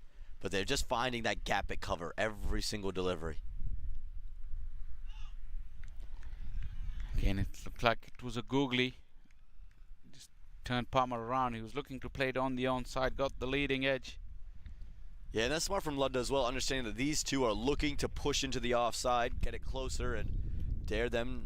They both know that googlies are coming, dare them to flick whilst the ball is leaving them. Up and over into the gap on the offside between the two sweepers, and that is the boundary that Atlanta Fire needed. You could hear the cheers from their dugout. Palmer is the man. Yeah, it was just too short. Again, the googly is understood that that's coming. The two batters understand that. It was just too short. It spun away, and Paul Palmer just had to sit there on the back foot and slice it into that gap there at cover. And so for Sarbjit Singh Ladda, we just talked about how good he was, coming closer to these batters. That short, that wide, it was never going to cut it. That boundary will allow Palmer to breathe a bit easy. Not that he seemed in any kind of rush, but it does help. Fast leg break. It really turned in sharply to Palmer, cramped him. And that's where you can get away with maybe being a touch shorter, right? Because it's coming back, it'll come back a long way. And these two batters are anticipating the googly. They're anticipating it to leave them. You saw Palmer set up for the cut and come back very quickly on him. So if you're Ludda, if you want to be shorter in length, the leg spinner is the way to go. Well, that was right in the slot. A freebie that you'd never see from Ladda, but Palmer was up to the task. Well, he'd gone short the previous 2 deliveries. He tried to pitch it up, but really all he did was deliver a full toss right where Paul Palmer would have liked it. And this over that we thought could have been the one where the Royals could cramp things down to maybe slow things up has ended up being a big one for the Atlanta Fire. They pick up themselves a huge number of runs, 9 runs to their name, 17 gone. It's 107 for 3.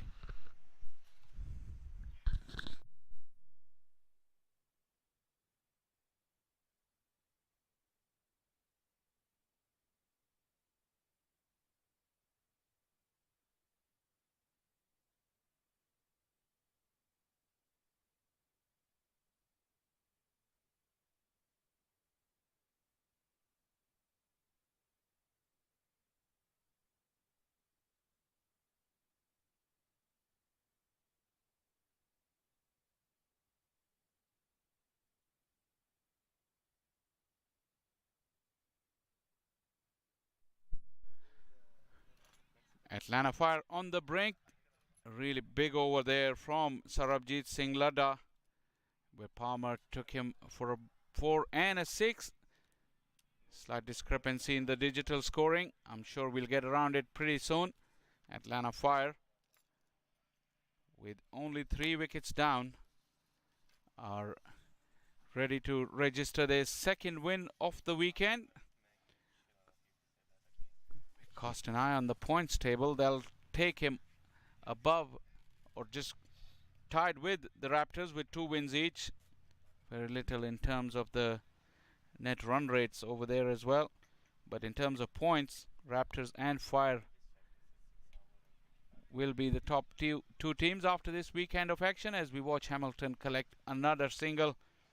This has been a very impressive knock from Hamilton. Yeah, and again, the score on your sheet is just 4 runs behind on your screen. They haven't registered that 4 that Paul Palmer hit and the 4th delivery of that 17th over. So 17 runs is all that's left for the Atlanta Fire. Palmer looking to paddle it around. There was a huge gap there, but couldn't get bat to ball.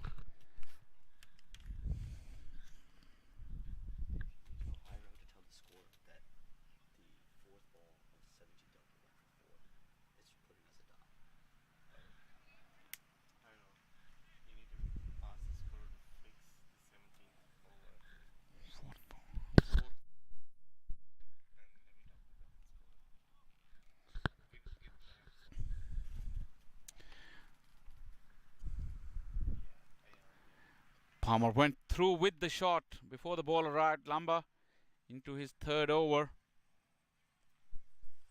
Yeah, interested to see Lumba come back into the attack. Would have expected maybe one of the more frontline spinners, but I think operating with 2 lefties, they've elected to go with the one turning away. Quicker delivery. He's nudged it into the gap. Played it late. Will come back for the 2nd run. Yeah, really measured here from Paul Palmer. And again, it comes from, I think, the understanding of playing late in an innings already this weekend. He's just looking to play with soft hands, push into gaps, and then wait for that bad ball. It's really exceptional from Paul Palmer. The experience has been really good.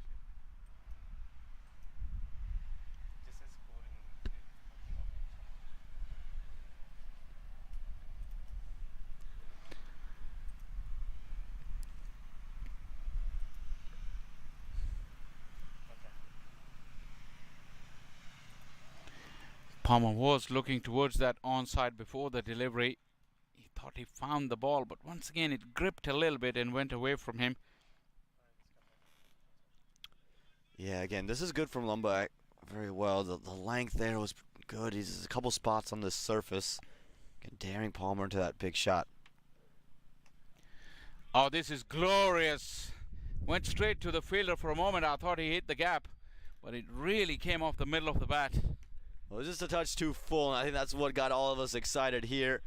The whole error in digital scoring here. We'll get that all sorted out for you, but 18 overs are up, and the Atlanta Fire, well, they're edging towards victory.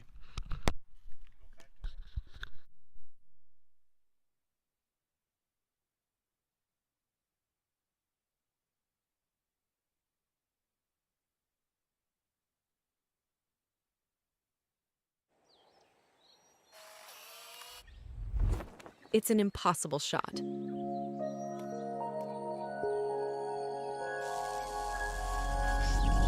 Sometimes creativity and innovation are all it takes to achieve the impossible.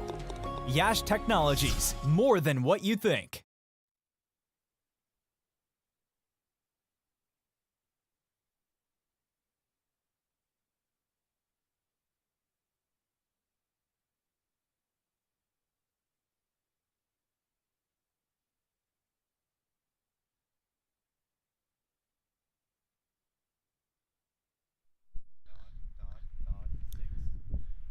Last 2 overs to go. Atlanta Fire with 7 wickets in hand have looked in control. They haven't gone all guns blazing, but every time it felt like they were falling behind. They were able to find a boundary. Hamilton, with a strike rate of 77, has batted through the innings. 48 deliveries. That makes 8 overs out of the 18 that has been bowled.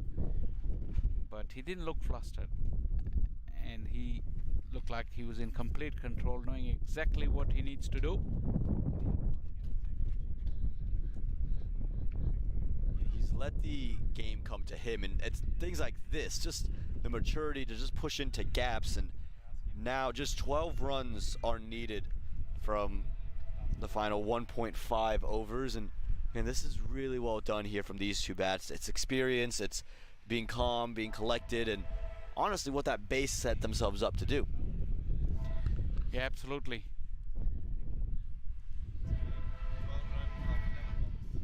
Okay. And the equation at the moment is 12 of 11. Make it 12 of 10 after that dot. Yeah, and this is an important over for the Royals. They'll have to break this partnership if they want to win this. At a run a ball or just above it, you'd feel very comfortable if you're the Atlanta Fire. And I think for what you want to see here from this team is that you want this team to continue to find their way over. You don't want to bluster dots over, but if you're the Royals, you need the wickets.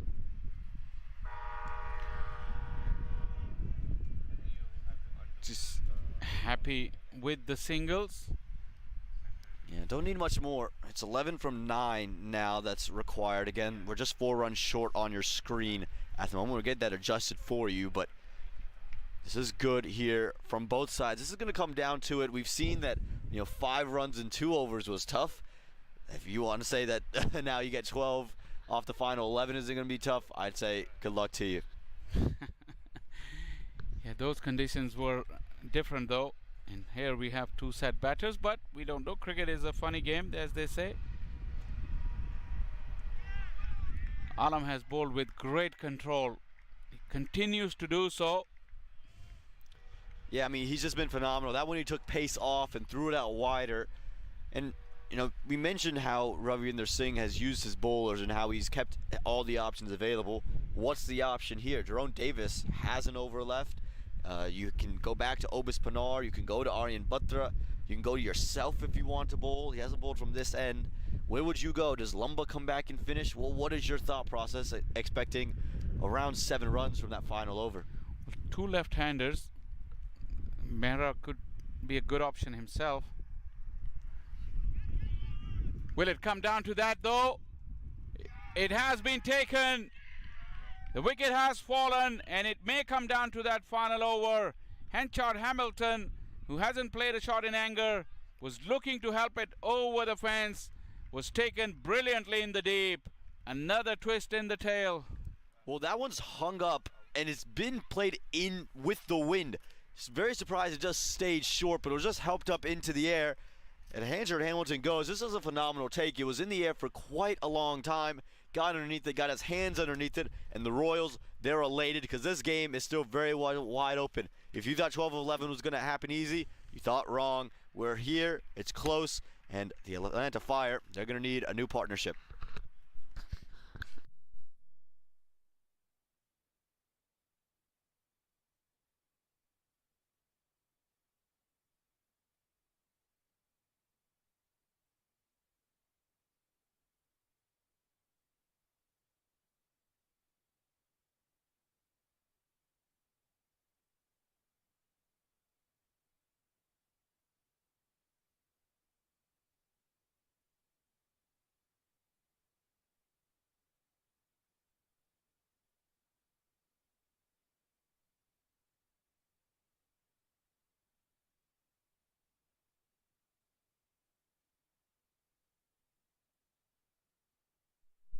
Faisal, 11 runs needed from the final 7 deliveries. A wicket down, and it's Cornet Dry that's coming to bat. And we talked about maybe 7 runs needed from the final over.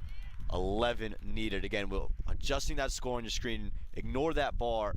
We're getting that fixed for you at the moment. All you need to know on that bar is that Mohamed Alam is bowling. Cornet Dry is at the striker's end with Paul Palmer sitting at the non-strike. Cornet Dry likes to play that little paddle shot, but he's got to be there because his 6 hitting ability could be so crucial as a spinner comes on in the final over. With the wickets in hand, 1 delivery to go, pace on offer. Would you go for the big one? It's a free hit, take it as it comes, and try and make it easy for yourself in the last over. That's the decision Cornet has to make. Probably has to keep his mind open and to see if he gets the ball in his areas. There's no harm in going for it. Well, he got the ball that he wanted, just couldn't execute that little ramp. He got himself in the position, probably on the move when the ball arrived, but then have to give credit to Alam. He bowled a splendid over, going into the final over. 11 needed for Atlanta Fire.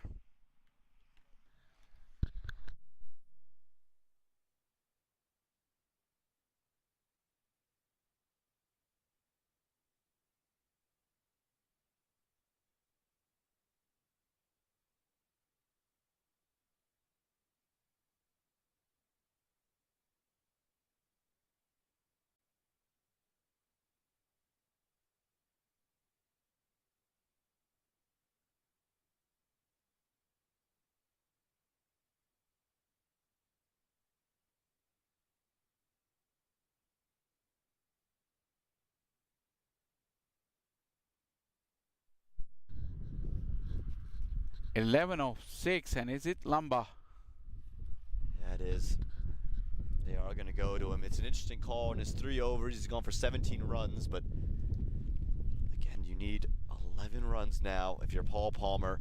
He's talking about how difficult it's been playing with that soft, hard ball. Was there any doubt we were coming to the final stages of this match?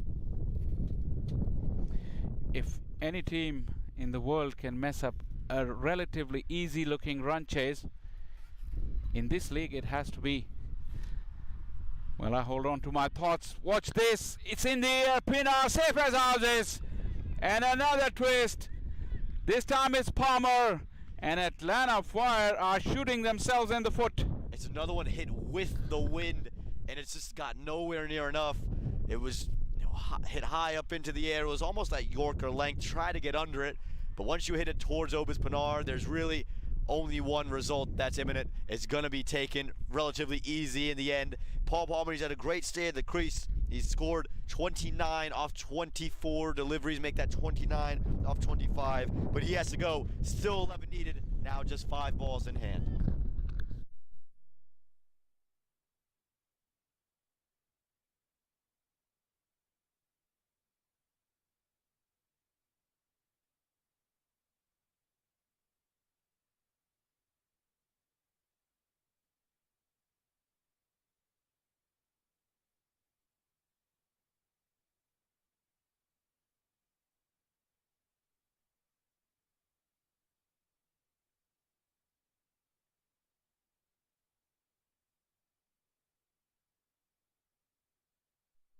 Well, it has come down to this now. 2 new batters. Played just the one delivery between them. Skipper Aponso has walked in. 11 needed of 5. That 5 dugout that was calm and serene for the most part of 18 overs. It's really started to feel a bit twitchy towards the end, and now they're up on their feet, the edge of their seats. It will be a very, very sickening blow to their psychological morale if they couldn't get over the line. Like I said, these defeats are very hard to take, but at the moment, 5 deliveries still, they still have a chance to turn it around. And you've got the off spinner bowling into 2 right-handers now. No more lefties at the crease, so theoretically the ball's coming back into you. Should make it a bit easier to access the onside. If you check the field here, deep cover, long off, long on, deep mid-wicket, and a deep square leg. So setting up leg side heavy. Emilio Alfonso loves going through the leg side, especially through cow corner. Yeah, he's set up, the way he's set up, Mera has sent another fielder to the fence on the onside, and deep cover has come in. I don't think Amila was aiming to hit it in that direction anyway, unless it's very wide. But that's a good move. Straight down the ground, 1 bounce over the fence. Telling blow from Amila Ponso. Yeah, it's just in the area he wants to play. Even though you've brought cover in, I'm not sure you want to bowl that straight to Emilio Ponzo. He's looking to play it through the onside. That's about as straight as he would hit it. It's well struck from him, but in my estimation, I think we would rather keep it out wide, even with that risk. And it seems like Lumba might have picked up some type of cramp. Looks like cramp. I think he's asking his colleague to just give him a stretch to help him out, but he's rolling around now. Has to be cramp, although today hasn't been very hot, but it's back-to-back games. They take their toll on you. Yesterday was pretty hot and humid. Yeah, sun has just started to come out a little bit, and like you said, it's been humid, and you can underestimate how many fluids you need. And this is, this adds to the drama here, Faisal. It's all happening now with 7 needed from 4 deliveries, and Emilio Ponzo and Cornet Dryde are in the middle. It's 2 bat people who maybe aren't known for what they do with the bat. Lumba, who's not known for what he does with the ball, and it looks like he's not able to put any weight on his leg there. So who looks to bowl? Wow, that is drama indeed. Halfway through the over, just 2 deliveries into it, we'll have to find another bowler. Obas Pinar, get ready. Daron Davis, that's the decision Mera has to make, or he can come himself too. As a skipper, probably lead from the front if he wants to. No, Mera. I said he can come himself. But let's see what this ends up looking like. Daron Davis looks to have the ball in hand, and again, probably a better matchup for the Royals anyway. The left arm spinner moving away from two right-handers, and I'm curious to see what the line is to Emilio Alponso as you see them carrying Lumba off the ground, not able to put any weight on his legs there. Again, gonna hope that he can be okay and is all right. Gotta drive home tonight, or gotta get home tonight. But I'm thinking about Daron Davis, and back to the cricket. Where does he bowl? What's the line? Yes, covers inside, but how many times, you've seen a lot of Atlanta Fire cricket, how many times have you seen Emilio Alponso lift one over the top of the offside? It's a balance. Ideally, you want him to keep the ball away from Amila's arc outside the off stump, but if you give him the length, he can still fetch it. And again, if you're too short, he can still cart you over offside. So you got to be precise. Wider line is a given, but what length? Length is the key for Davis. I reckon he goes with the drivable length. If he sweeps you from very wide, he's only going to find mid-wicket. He would have to get incredible timing to get that all the way down the ground for 6. I mean, block hole will be the best option if he can find one. But there's a lot of risk there too. If you miss, that's exactly where Emilio Alponso wants to hit. Length is the key. Let's see. Amela was looking to go into his favorite area. The appeal has really been quietened down instantly by the umpire. But a dot ball nonetheless. Yeah, you can see it there. He pulled the length back. It was more of the slog sweep area that he had to play, and it's just moved away from him as well. It's good bowling from Daron Davis. It's quick as well, not giving Amila time to use his hands or get underneath the ball. 7 from 3. He's lifted it. Is it going to go all the way? Yes, it is. Just in front of us. Well, how about that? It was back of a length, and he just waited on it, and he's hit it in the same area, and it's just gone over. He's leveled the scores with that shot. He's bisected the fielders, and now, wow, oh wow, Emilio Alponso, he was brilliantly with the ball today, and now a match-winning innings with the bat if it comes to fruition. That was a stunning stroke because he didn't go across the line. That's the right thing he did. That's how he could get such a contact from a length. It wasn't a terribly bad delivery from Davis, you have to say. It wasn't in the arc, but credit to Amila. He really waited for it and went through straight. 1 to win, 2 to go. He misses that. Drama. Right down to the wire. Real drama. It's coming down. We've seen the fire in one of these already so far this weekend, and now if you're Emilio Alponso, what do? He's shown what he's been wanting to clear the front leg and use his hands all the way through. Him and Cornet Dry having a conversation. There's no, if you swing and miss, we can run through. The keeper's there. You have to get bad on it, and you have to be quick through the wickets. You'd have to say Amila knows only one way to play. Try to be too clever. He can miss out here. Final delivery. He does that. Cornet Dry has taken an early start. The throw was low and wide, but the finger's gone up, and this has ended in a tie. What a finish here at the Paramveer Sports Complex. Terrific bit of work in the field, and although Cornet Dry is very, very quick, but the throw was quick. A lot of credit to Abdul Ahad Malik. This was a stunning take, low to his left, and able to get to the stumps and affect the run out. Wow. Well, that conversation, you knew they were going to go off quickly. What makes this even better was the throw was wayward. It wasn't the throw right where you wanted it, right above the stumps. This was low to the ground. Take a look at this. It's low, it's to the left. He has to slide away and then get back up to the stumps. That is rather incredible stuff there from the Baltimore Royals and Abdul Ahad Malik. And the Royals have somehow kept themselves alive in this match. I'm not sure what the conditions are. We're going to get official word for you, but the bails are still on the stumps there, Faisal. Do we have a super over? Again, we've not confirmed, but waiting official confirmation. Yeah, what a stunning bit of work there from Abdul Ahad Malik. The throw was to his left. He was sprawling to his left with all his weight going to the left, and then to collect the ball and come back, shift his momentum towards his right where the stumps were. That is absolutely stunning. And the match has been tied. that is the official result. Both the teams will collect points here. At the moment, the umpires are staying in the middle. That makes me think that is there a super over? We can find that out for you.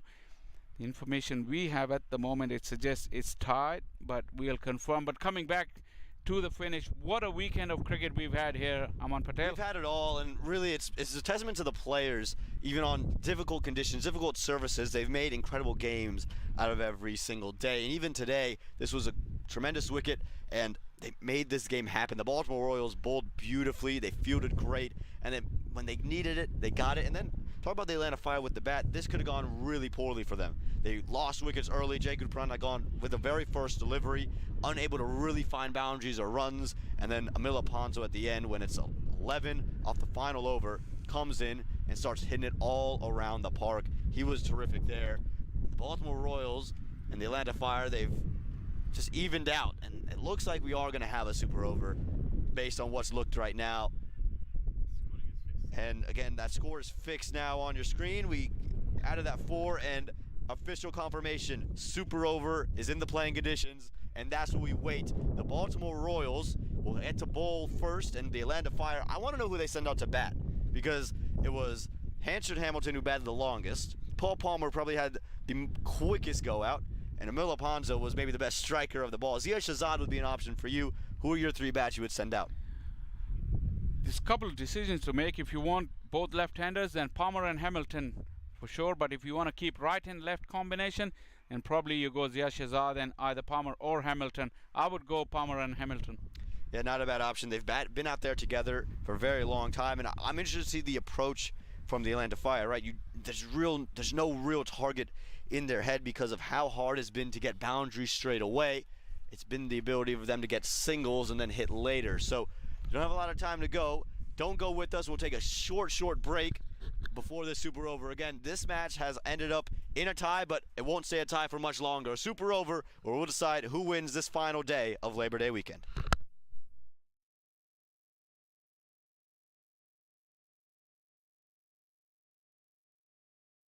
Things off, he'll start to Group Reina. And Reina will get off the mark today. Didn't yesterday against this Royals side.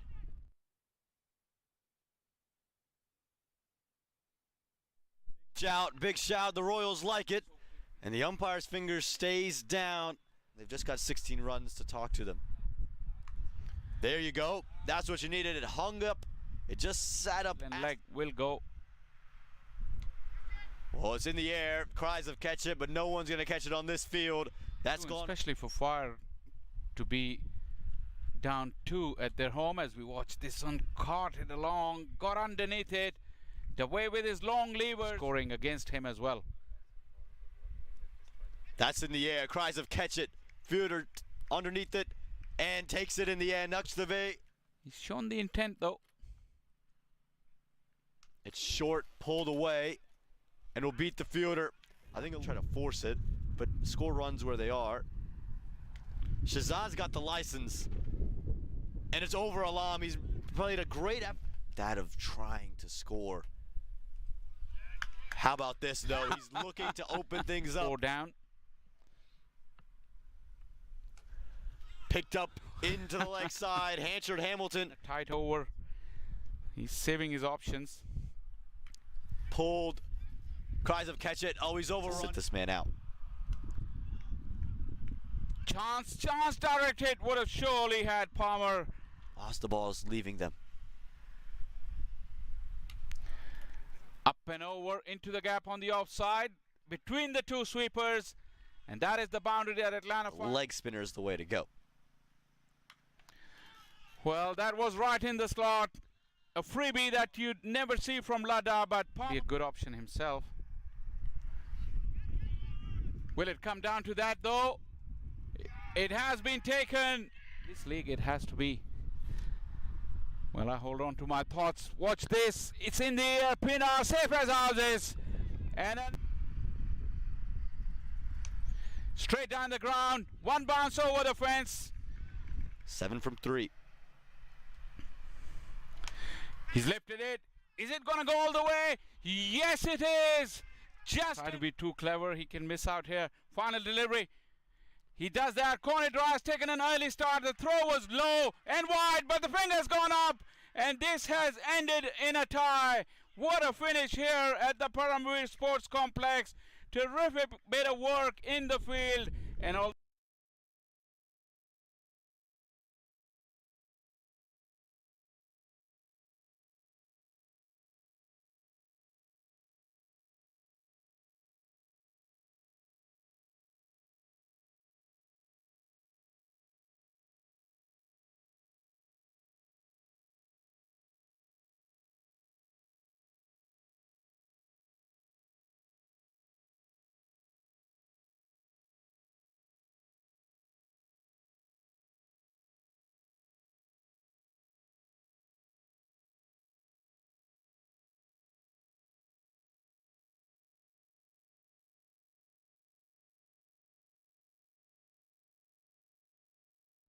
You're watching the 2024 Minor League Cricket Championship presented by Yash Technologies.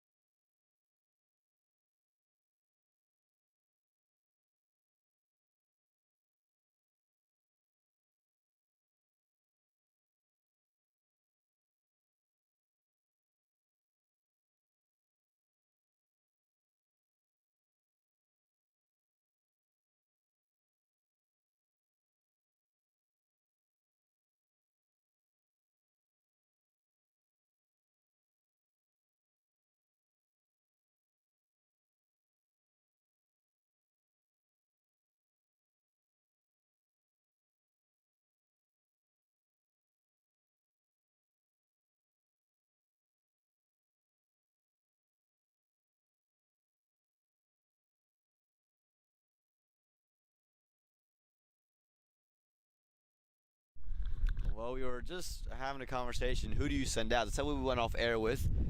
Faisal said, if you want those two left-handers, you go with the likes of Hanchard Hamilton and Paul Palmer. Faisal shot, well, they've gone with one lefty and one righty. One lefty you got correct is Hanchard Hamilton. The right-hander, I'm not sure you would have gotten correct. Not one of the options I gave you, so maybe that's on my fault. But it's Cornet Dry who's walked out with them. What do you make of it? Wow, this is an interesting choice. They had options, you have to say. They did go for that right-left combination, though. Not the personnel that I thought would come out, even in that combo. But it is what it is, and we'll have to see that what they can do. Who will be the bowler? Yeah, and Cornet Dry is no slouch of a bat either, right? He is someone who prides himself on being a big hitter, can hit down the ground, can access the innovative areas, and so I think that's maybe a reason why they send him out there. I'm just surprised with how well Paul Palmer was able to hit the ball. You don't send him out there. You know, I think he was a real. Akshlavey was able to play a couple really good shots the other day. Maybe he was an option, but was better against spin rather than pace. And I think everyone's anticipating it to be Muhammad Alam. So they've gone after two guys who are good against maybe some pace on the ball. You sure they're going for Alam? I would have thought Sarabjit Singh Ladda would be the obvious choice. That's another interesting choice on the part of Royals, that who they want to go. Yeah, especially with Cornet Dry in, although he's got good reach, but we've seen Cornet against spin has relied heavily on those nudges behind square. Yeah, I think you're just, the one thing about Ladda is that last over, right, where he was just unable to find a length. Now, he was bowling to Paul Palmer, where it was different, and there seems to be a big conversation now about the landing area for the bowler. We did see the curators come on and try to have a work on it, and now the umpires are trying to explain something to this huddle, this congregation of Baltimore Royals.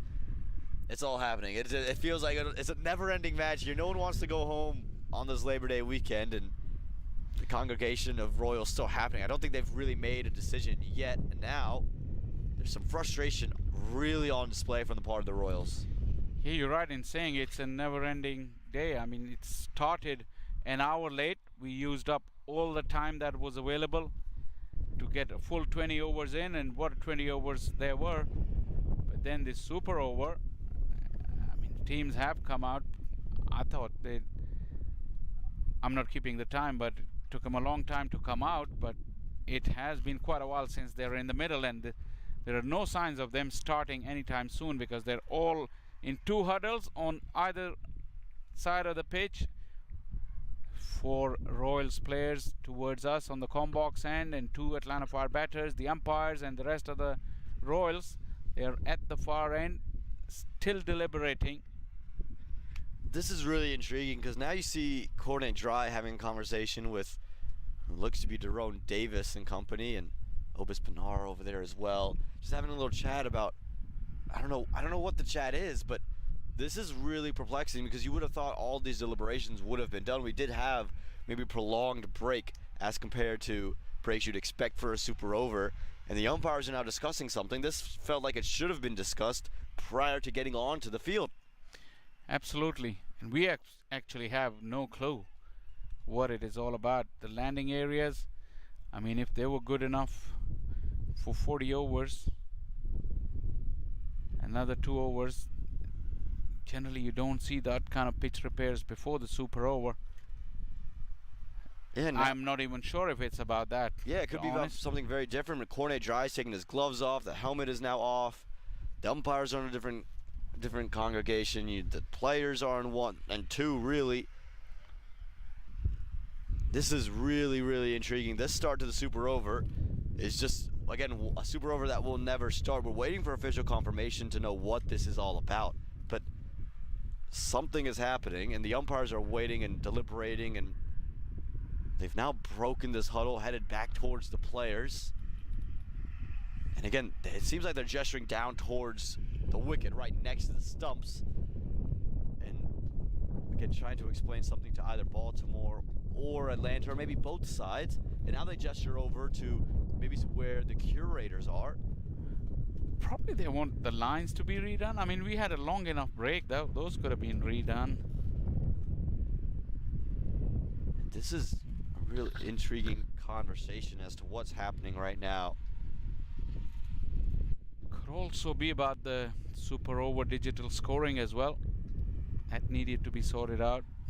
Yeah, but I reckon just the way the umpires are facing, the scorers are to their backs right now. I feel like if they were waiting on confirmation of that, you'd be sitting there, you'd be looking, waiting for a hand signal or of the such. But you can see them pointing off into the distance, out towards maybe where the curators are. It feels like this is something to do with the ground itself. We've seen the cart go into the curator's shed in the distance, over to the top right of your picture, if you may see. But Yeah. we'll have to wait for the proceedings. And Faisal, you're spot on. It looks like it is for remarkings. They want to mark the areas. Felt like you said, it could have been done during the break, but now they're getting the curators over here. The cart is headed its way down, and they're going to remark. I think it is the landing line at the no ball line. And that's what they're going to end up remarking here. Yeah, I mean, it's a standard practice. If as soon as the match stops, I know it's a super over, so the umpire would have communicated that to the curators, because they have to take charge of the ground either way if the game finishes. So they could have been informed then, but better late than never. The curator is out with his paint, and he's going to remark the crease. And the beautiful thing about this is we now get to speculate a little bit if we wanted to. So who do you reckon gets the ball? You brought up Sarbjeet Singh Ludda. I've brought up Muhammad Alam. Is there a third option? Is it Jerome Davis who bowled a little bit that final over? Where would you go with the ball in hand, knowing that these are the two bats that are out in the middle? I would go Ludda. I mean, Okay. that is, I'm pretty certain about it. Sarbjeet Singh Ludda, it's very difficult to get after. As a leg spinner, like you said, he bowled that one full toss, but that's one loose delivery over the spell of 4 overs. You would back him. You would give him the confidence. You'd tell him, you're my man. And Sarbjeet, the kind of person, the kind of individual he is, very competitive. I'm pretty sure he'll be up for the challenge. Yeah, I don't mind the shout of bringing in Sarbjeet Singh Ludda. I think in a super over though, it's rather risky. Bringing in a spinner very few times does it happen. The reason I would go with Muhammad Alam, it's the more conventional pace option, but I haven't seen him bowl a loose delivery all day today. I know no matter what the situation, warm or cold, he seemed to find his lengths rather quickly. The slower ones he showed off, so if you're worried about cornet dry, using the pace, he can slow things down. I rather like the idea of Muhammad Alam because of the fact that I'm not bringing it back into the left-hander. He can slow things down if I want it. There's the consistency that he's shown all day. I think that in this one-stop super over makes a lot of sense for me. Yeah, it's not a bad call at all. I mean, the options are there, and you're right, he didn't bowl a loose delivery all day, Alam. Yeah, so they're remarking both ends of the wicket now, so that's just what the holdup is in play. But you can see the field starting to spread. We're headed towards this super over, and again, it was brought to you by an incredible play from Abdullah Had Malik, where he was able to get his hands over to his left, low to the ground, took it on the carom, and able to get his hands rapidly to the stumps, falling away from it before cornet dry could make it home. And again, the key thing here also we haven't talked about is how do the Atlanta Fire attack this super over? Is it a point of go guns a-blazing, or is it an accumulation of an over? Okay, 1-1-1, if there's a full toss, hit it. If not, we feel like we can defend 7 runs in the final over, in our super over. A lot of the times the mentality of the hitters or the finishers is that they have a couple of areas in mind, and if they get the ball, even if it's the first delivery, in those areas with 2 options at least, and then they can go for it. But if the ball is not there, they would try to just take it deep, get whatever is available, at least for the first 3 deliveries, and after that, all 3, probably they can just throw the caution to the wind. If you have 2 areas in mind, generally you feel like you can go at every delivery. So interesting, very, very interesting. And we spoke of the options with the ball. See off in the distance, it's Muhammad Alam who's warming up, just throwing some balls into the ground. And so a challenge here for Hansard Hamilton, who never looked comfortable against Alam. Really no one did. And I'm intrigued to see the lengths in which he bowled. He bowled a hard length, and with the long off and long on both deep, just thinking, does Handred Hamilton look to play those kind of late glances and try to tuck it between third and the keeper? Yeah, both third and fine are up in the ring. So Hamilton will have the option to run the ball down if he can. Hamilton is good square of the wicket as well, but Alam has given him no room throughout the regular 20 overs. So this is going to be fascinating. Hamilton will be looking for anything short, even if it's straight or wide, or anything in the arc. Here we go. Time for the super over here at the Paramveer Sports Complex. It was short, but it's set in the pitch and never arrived.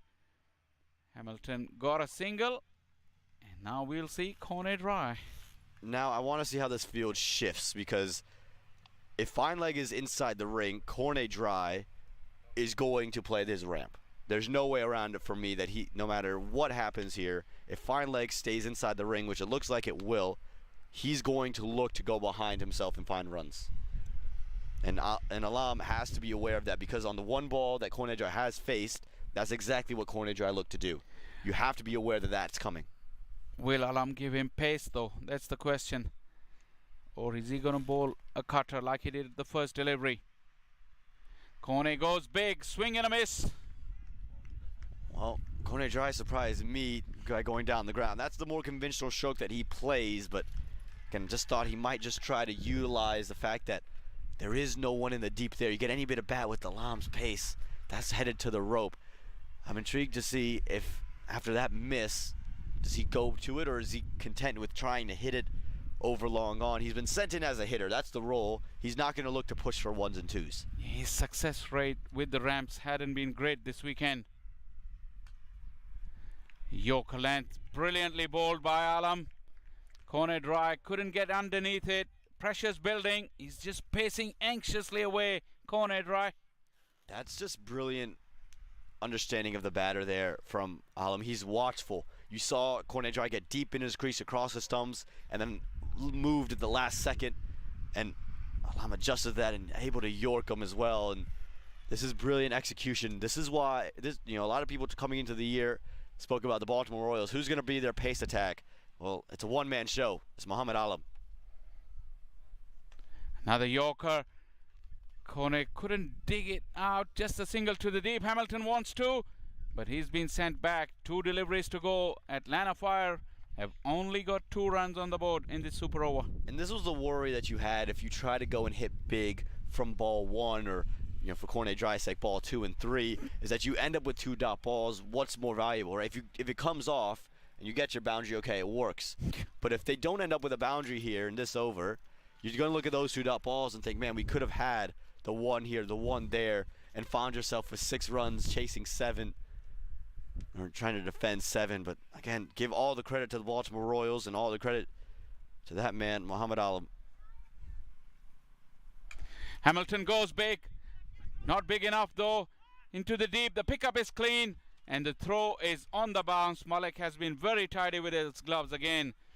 Just a single. The boundaries haven't come for Atlanta Fire in this power play.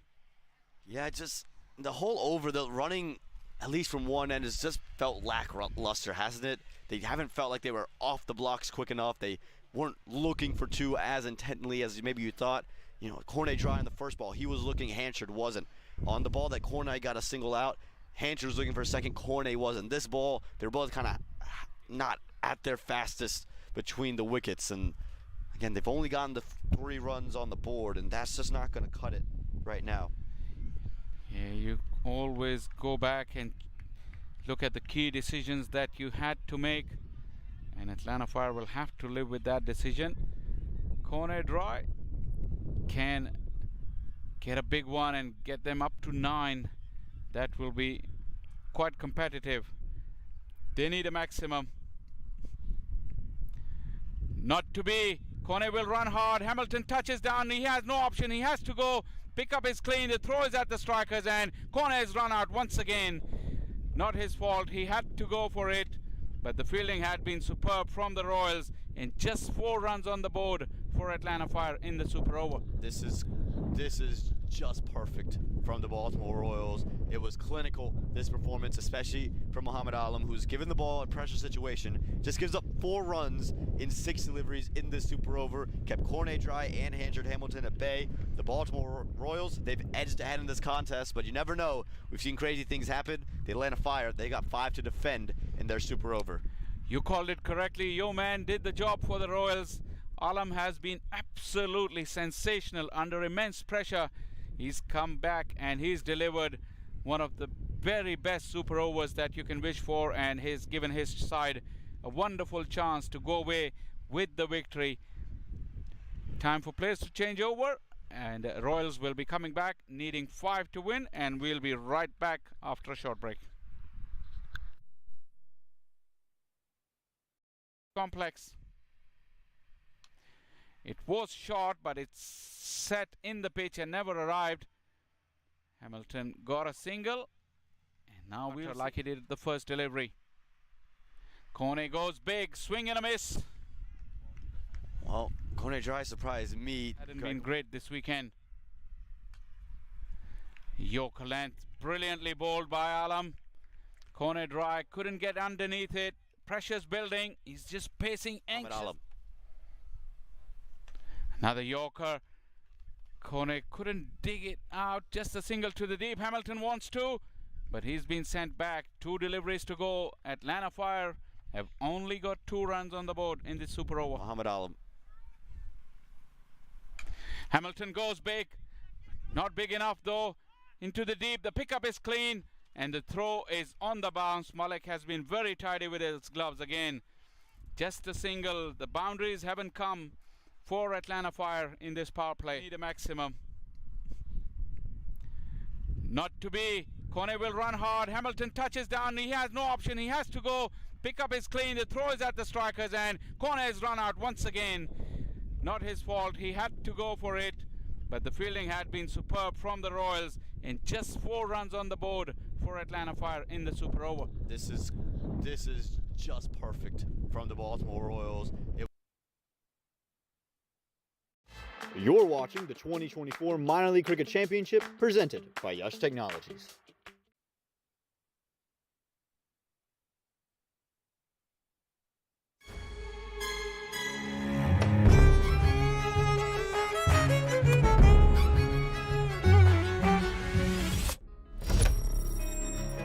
Even the best in the business needs a strategic partner to help them win. Yash Technologies, more than what you think.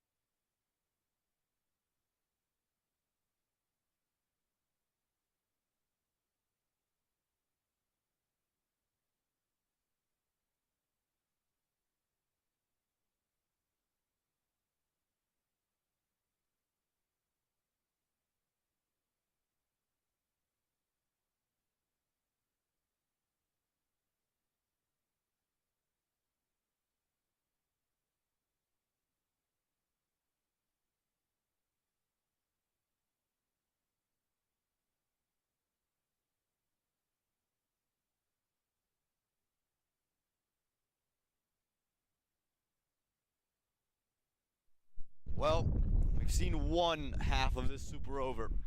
4 runs tacked on for the Atlanta Fire. So now they're going to need to defend 5. And interesting questions we had before, they remain here. Who has the ball in hand? For my money, I go Ansh Patel. What do you say? Well, you got it right in the first innings, and it was proved right, Alam. And Ansh Patel, yeah, there's no disagreement here. I think Ansh Patel has been sensational. In terms of batting, we see Obaspinar for sure, tall, lanky figure. You can't miss him. Is it Mehra in the distance? We'll have to confirm that for you. It's Malik, the wicketkeeper, who is the one responsible for getting the game to the super over through his brilliance behind the stumps. Yeah, absolutely. Again, can't overstate that fact, how low he had to take it, how far left he was to fall over and still get back to the stumps. Rather incredible. But now, all the focus remains right here. It's Ansh Patel. Obaspinar wouldn't have seen a lot of him in the middle, hasn't seen him at all yet. So it is hard to play. If anyone can defend 5 on the Atlanta Fire, my money's on Ansh Patel. And how exciting this will be if he gets a wicket of the first delivery, and then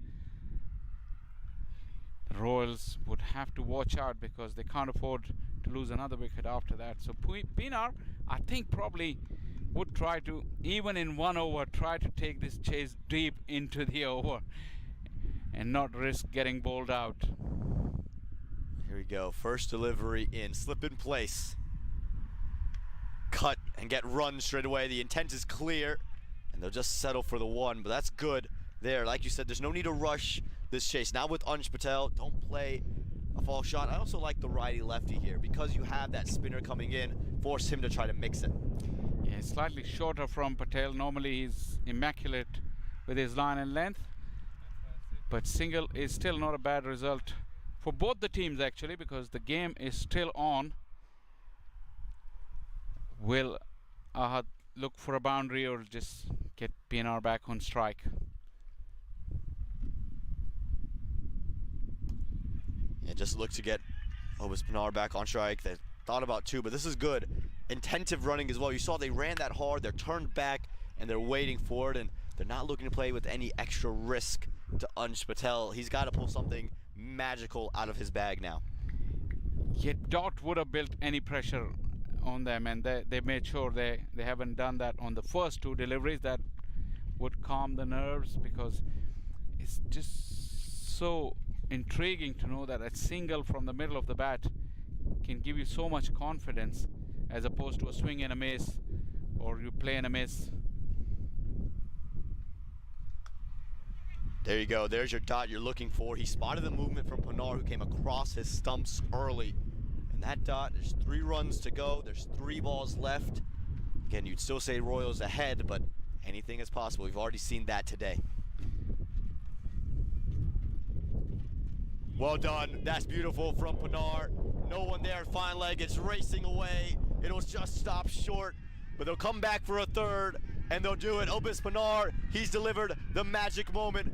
The Baltimore Royals somehow, after being below par in their first innings, have managed to scrape through a nervy victory. Well, after the bottling job that the Atlanta Fire did in the regular game, probably they didn't deserve to win, and Royals deservedly take the points and the victory here at the Paramveer Sports Complex. Atlanta Fire can only blame themselves for the way they handled that chase in the last 2 overs and handed the victory to Royals.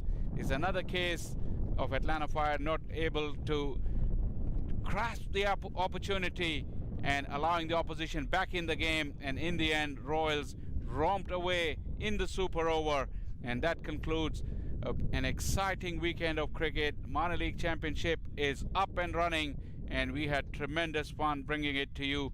Very, very entertaining throughout the weekend. Yeah, it was incredible, Faisal. It was a pleasure to be down in your neck of the woods, be here with you for all of these days, and credit to all the teams and management to make this thing happen. We hope you guys enjoyed this edition of the 2024 Minor League Cricket Championship presented by Yash Technologies. We'll be back next week and all over MLC Network. For myself, Aman Patel, and for for Faisal Shah, who's been with me, alongside our incredible broadcast team, Aster Media Group, headed by Babar Beg. We thank you for joining us, and we can't wait to see you again.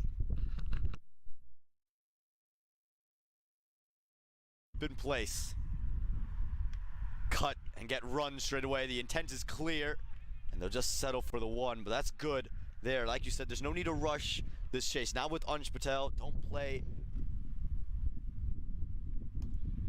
And just look to get Obis Pinar back on strike. They thought about two, but this is good. Intensive running as well. You saw they ran that hard. They're turned back, and they're waiting for it, and they're not looking. There you go. There's your dot you're looking for. He spotted the movement from Pinar, who came across his stumps early. And that dot, there's 3 runs to go. There's 3. Well done. That's beautiful from Pinar. No one there. Fine leg. It's racing away. It'll just stop short. But they'll come back for a third, and they'll do it. Obis Pinar, he's delivered the magic moment. The Baltimore Royals somehow, after being below par in their first innings, have managed to scrape through a nervy victory.